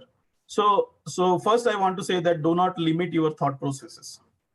So I was in Nilanga, but I was very clear that I want to be in marketing in pharma. So, many of my classmates, we used to get confused and debate marketing and sales is same. No, I said, no, sales is different, marketing is different. And this I'm talking in way behind when I was in 2nd or 3rd year of pharmacy. So what I used to do, perseverance. I used to try to talk to different people, my seniors, and try to ask them stupid questions. I used to ask them, what is this product manager? What is this sales manager? How you grow and all. So sometimes I never used to get the answer. In my vacations, I used to go and stay in Pune and Mumbai and try to talk to the senior people and try to find out more information. So that gives you clarity. Then following that, you need to be very passionate about what you do, you want to do. So I was very clear after pharmacy, I want to pursue my MBA. I did my MBA. When I was doing my MBA, I have done, while doing the MBA, I have done 3 projects along with the MBA. So you will be surprised. I was getting my entire stipend during my MBA from these 3 companies. So I used to start every day 5:30 in the morning. I used to go and work with one of the vice president of one of the big companies in Pune. So 5:30 to 7:30 was my first job turn. I used to assist in innovation of packaging. Then 7:30 to 3:30, I used to have college. And then 3:30 to 5:30, 3:30 to 4 to 5:30, 6 p.m. I used to have another term. I used to support one of the local company as a marketing executive. I used to develop their literatures for them for the promotion. Then 6 to 8, I used to have a break. And then 8 to 9, I used to have some assignment from the different faculties of the who used to teach us in pharmacy in the MBA. I used to do some projects for them. What happened when I was doing my MBA, I got in-job training. So whatever the things I was learning in MBA, I was implementing in these projects, and that has helped immensely. And afterwards, I consistently went again. As I mentioned, that it's a marathon. I started as a management trainee, then I became a product executive, then I became the senior product executive, group product manager, marketing manager in India.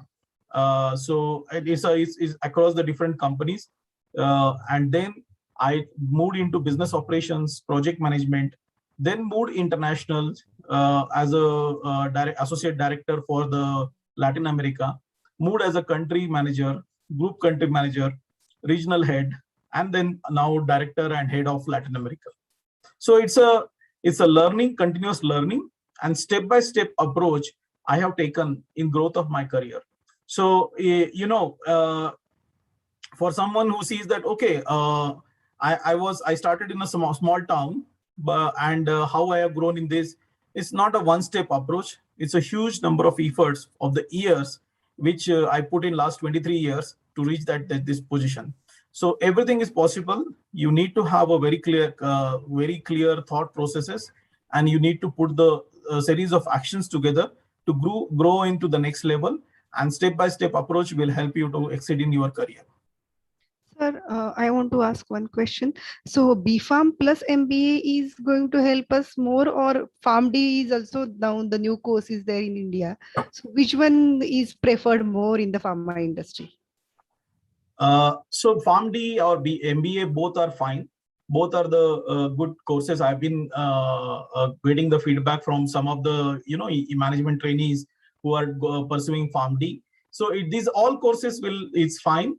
But what is important is that you need to have the business. Business is there, principles of business. So suppose, what is your ultimate aim? Your ultimate aim is to head the country. The principles of general management, finally, you are to acquire. So finally, see, at the end of the day, my responsibility, although I'm a pharma expert, my responsibility is a CEO responsibility. I'm responsible for the profits of the company. So what happens is, ultimately, you develop yourself as a professional who is managing the country. So PharmD or MBA is fine. Also, I will recommend students, education is continuous. So for example, today also, every year I pursue one course from the different universities across the world, and I try to do something new and add into my profile. So learning is very important, because there is a new aspects are coming, disruptive segments are coming. So you need to completely study and do it. So do not hesitate that whether it's a BPharmacy or PharmD or MBA is not a limiting factor for your growth. Sir, one more question from Mr. Utkarsh Jadhav. He's asking future of nutraceuticals and personalized medicines. A very good question. So future of nutraceuticals is very, very high. I don't know, most of the students must be aware, there is a company in India called as Himalaya Drugs. You know the size of that company? So the Himalaya Drugs globally sells close to $2 billion of medicines. So huge company. So how they developed this? They have done the nutraceuticals or Ayurvedic medicines, we call it as our natural medicines. They have developed with the base of science, and they have been exporting across the world. There is a huge demand for these products.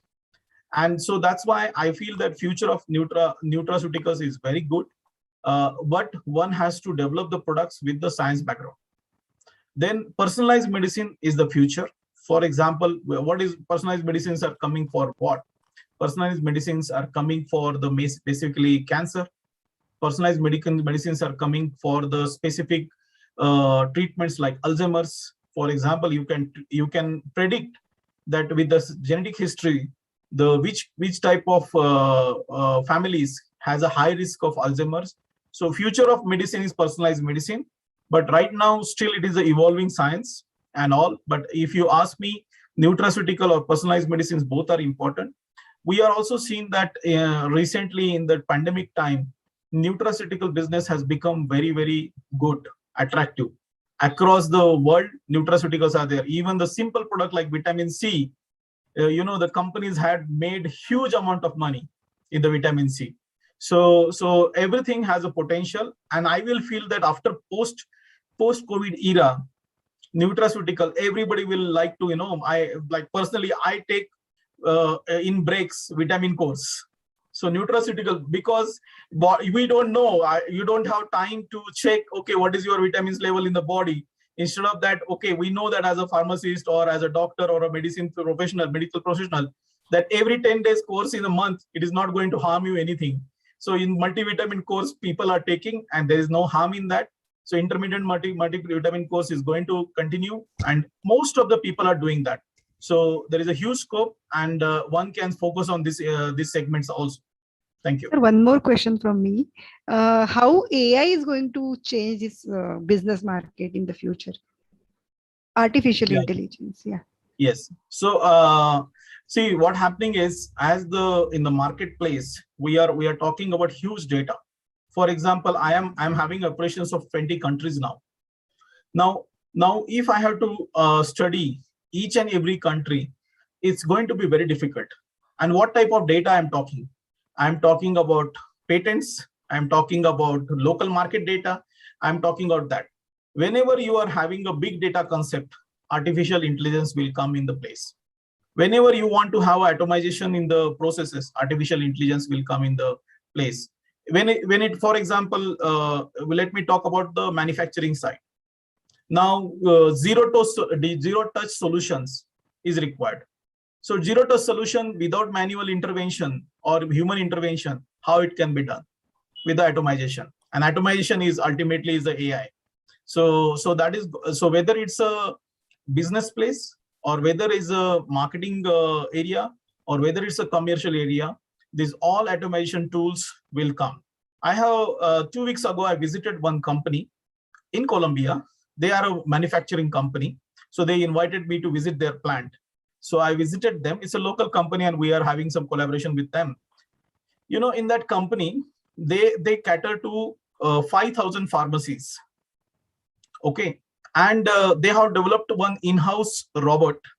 So what happens, that robot, every minute, how many people are visited in the pharmacy, you can see automatically.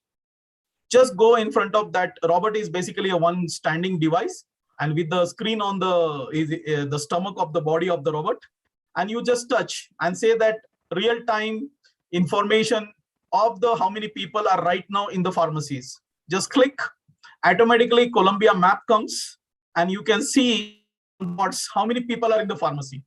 So out of their 150 people, how many right now people are standing in the pharmacy?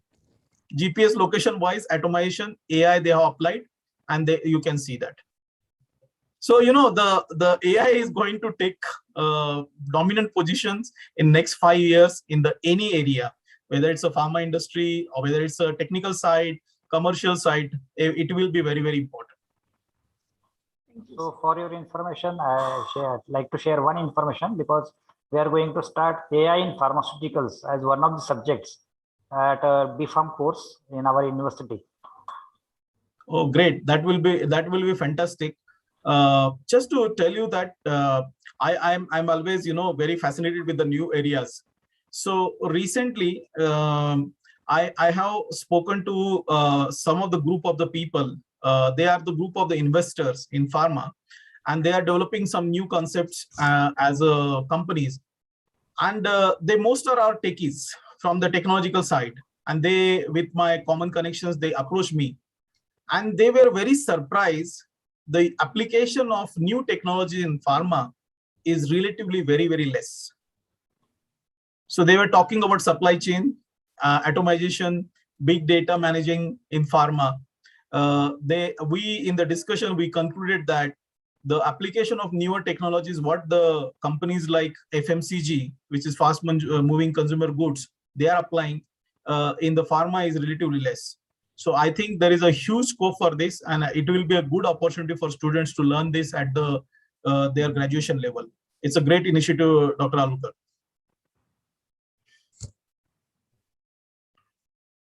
Madam, there is one question asked by a student. Can you take that question?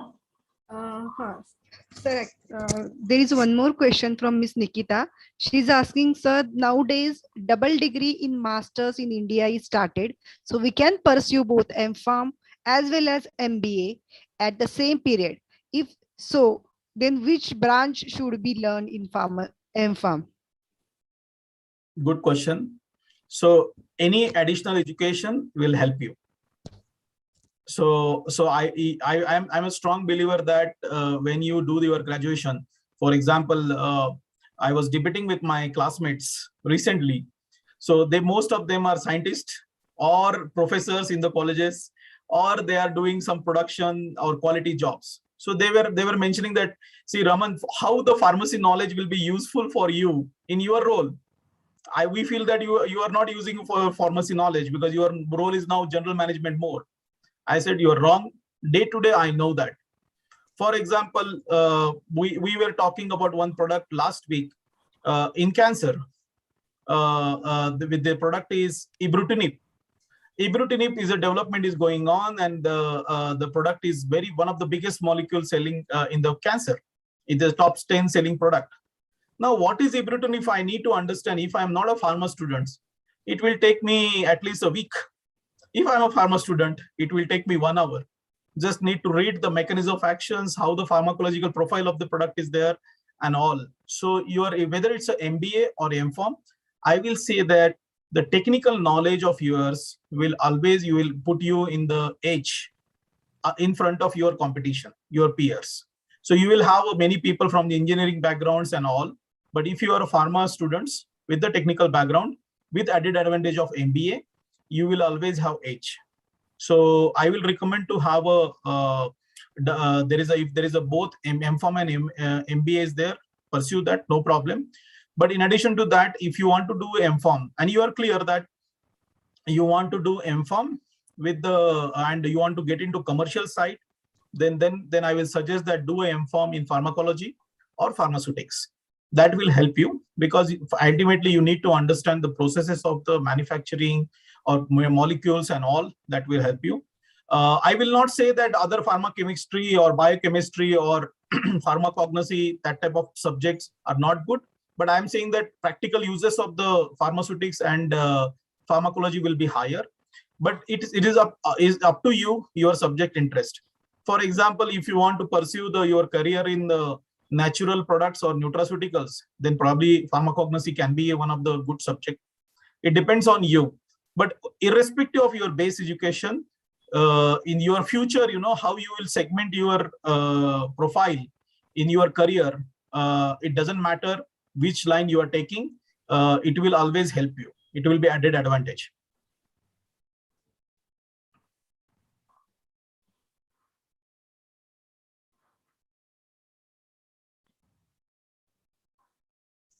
Any question from audience?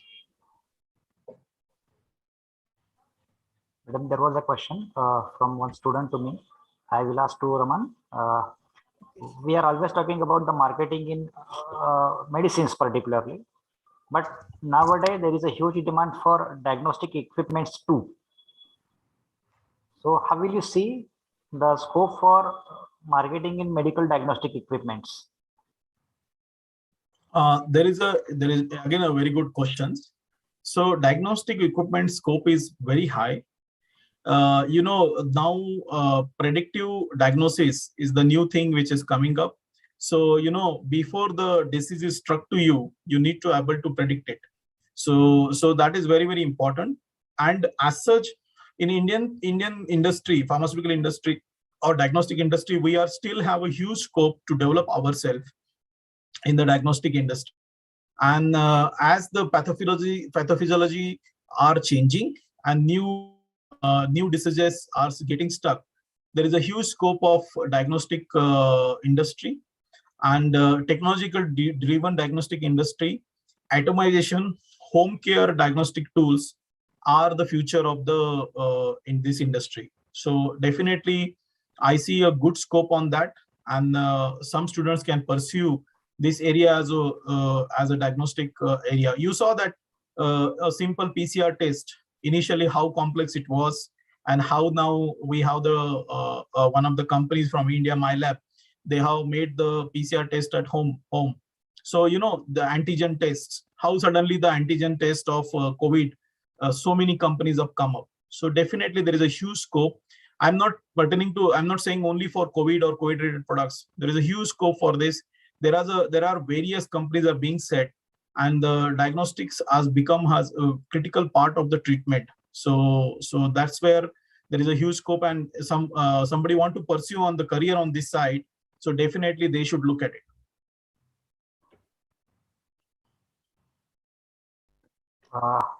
One last question from my side. What will be your take-home message to the students to be successful in the field of marketing? So if you want to successful, I will say put some general facts in there. If you want to be successful, understand your domain first. So if you are clear about domain where you are present, keep learning of the domain, keep knowing about the changes and all. That is important. And then when it is a international business or marketing or anything, my suggestion will be always that you have to be on the move.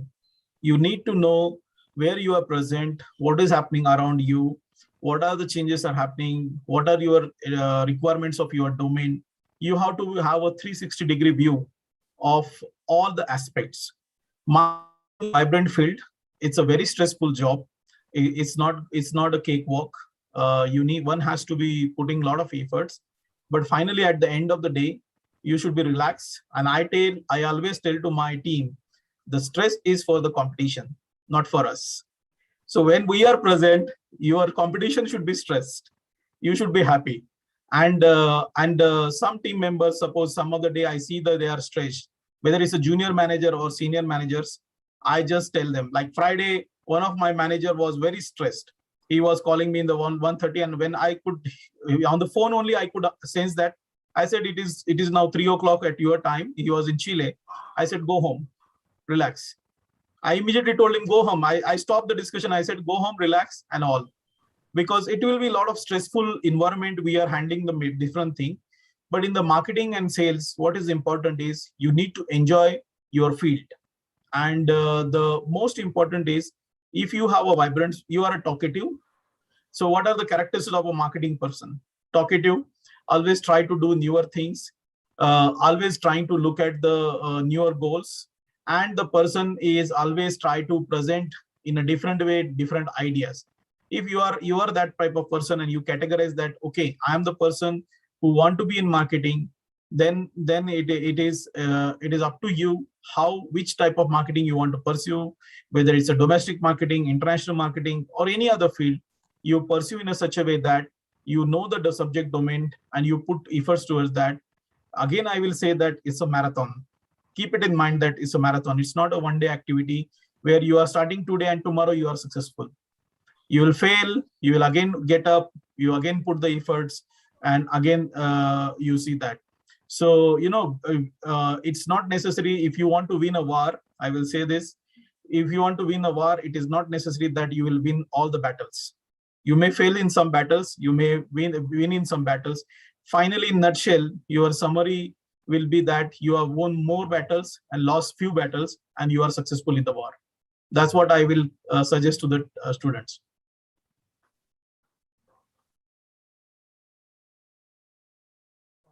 Next question from one student I see on my WhatsApp personal, that to enter into international market, whether it is required to learn any foreign language or just knowledge of English is sufficient to enter in a country where English is not spoken as the local language.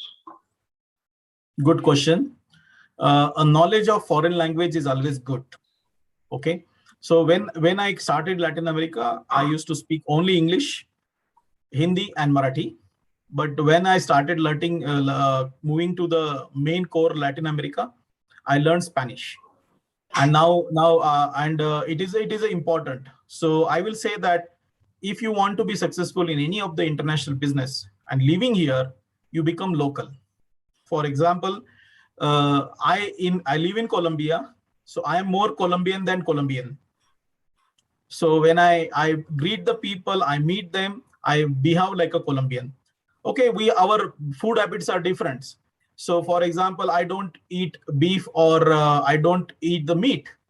It's fine, but I do not restrict anybody. If they are sitting with me, they are eating, that's up to them. So I don't bring my religious things or my cultural things in the way. Because if you want to be successful in Colombia, first of all, you forget that you are Indian, you have to be Colombian first. So language is a very important point to connect with the people. So suppose I don't greet the people within Spanish, you will immediately, in the first impression, you are creating the barrier that way. So that's where language is always advantage, but it is not compulsory that you should have the language. The language. Most of my colleagues, I have around 7 to 8 colleagues from India working with me. They all came in Latin America, but their condition is that in 6 months they need to learn the language. So we call it as learn the language like ambassadors.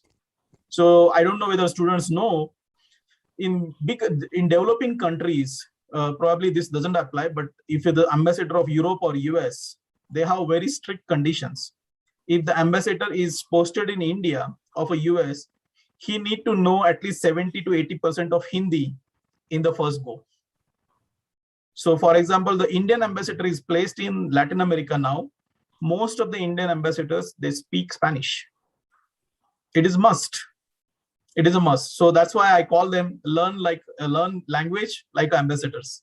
So ambassador learn language quickly, you have to learn. So you need to have a practical language, then you go to the grammatical corrections, and then you go to the like a next level of, we call it a C level of language.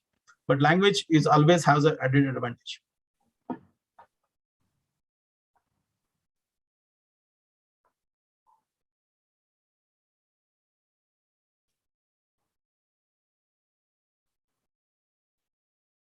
Any more questions are there from students? Let me check my WhatsApp personal, because many students are asking me the questions on my personal WhatsApp.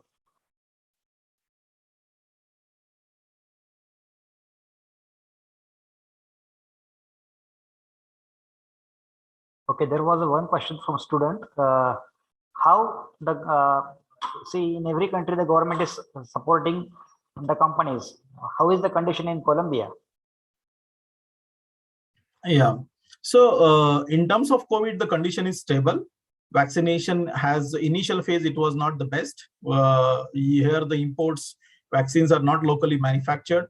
In fact, as we speak, the Vice President of Colombia is in India to explore the collaborations with Indian pharma companies along with a group of companies of Colombia to manufacture vaccines in India, in Colombia. So they are exploring. So everybody is trying for that. So the condition is overall is good, but I would like to also say that we are fortunate to have so many pharmaceutical companies in India. For example, we do not have remdesivir in Colombia. We do not have favipiravir in Colombia. We do not have any of the new molecules for COVID treatment in Colombia. None of them are approved, neither from the innovator companies, neither from the generic side. We do not have them. So access of medicine, what we have abundance in India, it doesn't exist in most of the countries. For just giving an example, we don't respect availability of vaccines. I don't say generally, but I say many of people don't respect. The vaccination in India is free, or it has a very nominal cost. For vaccination of mine and my family, I flew to US 2 times and took the vaccine. I spent more than $10,000 to get the vaccine for me and my family. Because I am every day traveling, meeting so many people, I'm exposing my family with the risk. So I have invested that money for protecting my family. But imagine now $10,000, we are talking about how much money? We're talking about 7.5 lakhs. that way. So I spent $10,000 to take the vaccine. And if I tell somebody, like I was telling my friends who are avoiding to take the vaccine, I said, guys, I'm spending this much money for my vaccination and you are getting it doorstep.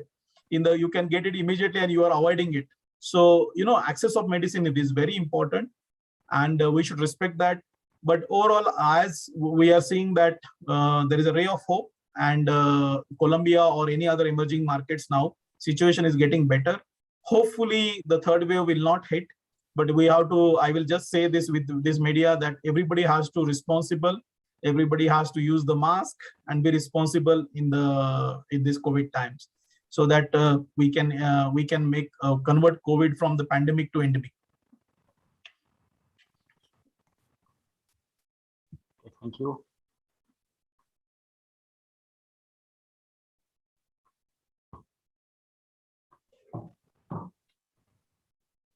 Madam, if no many questions are there, you can, because he is also busy. He may be having another meeting according to his time at 7 o'clock.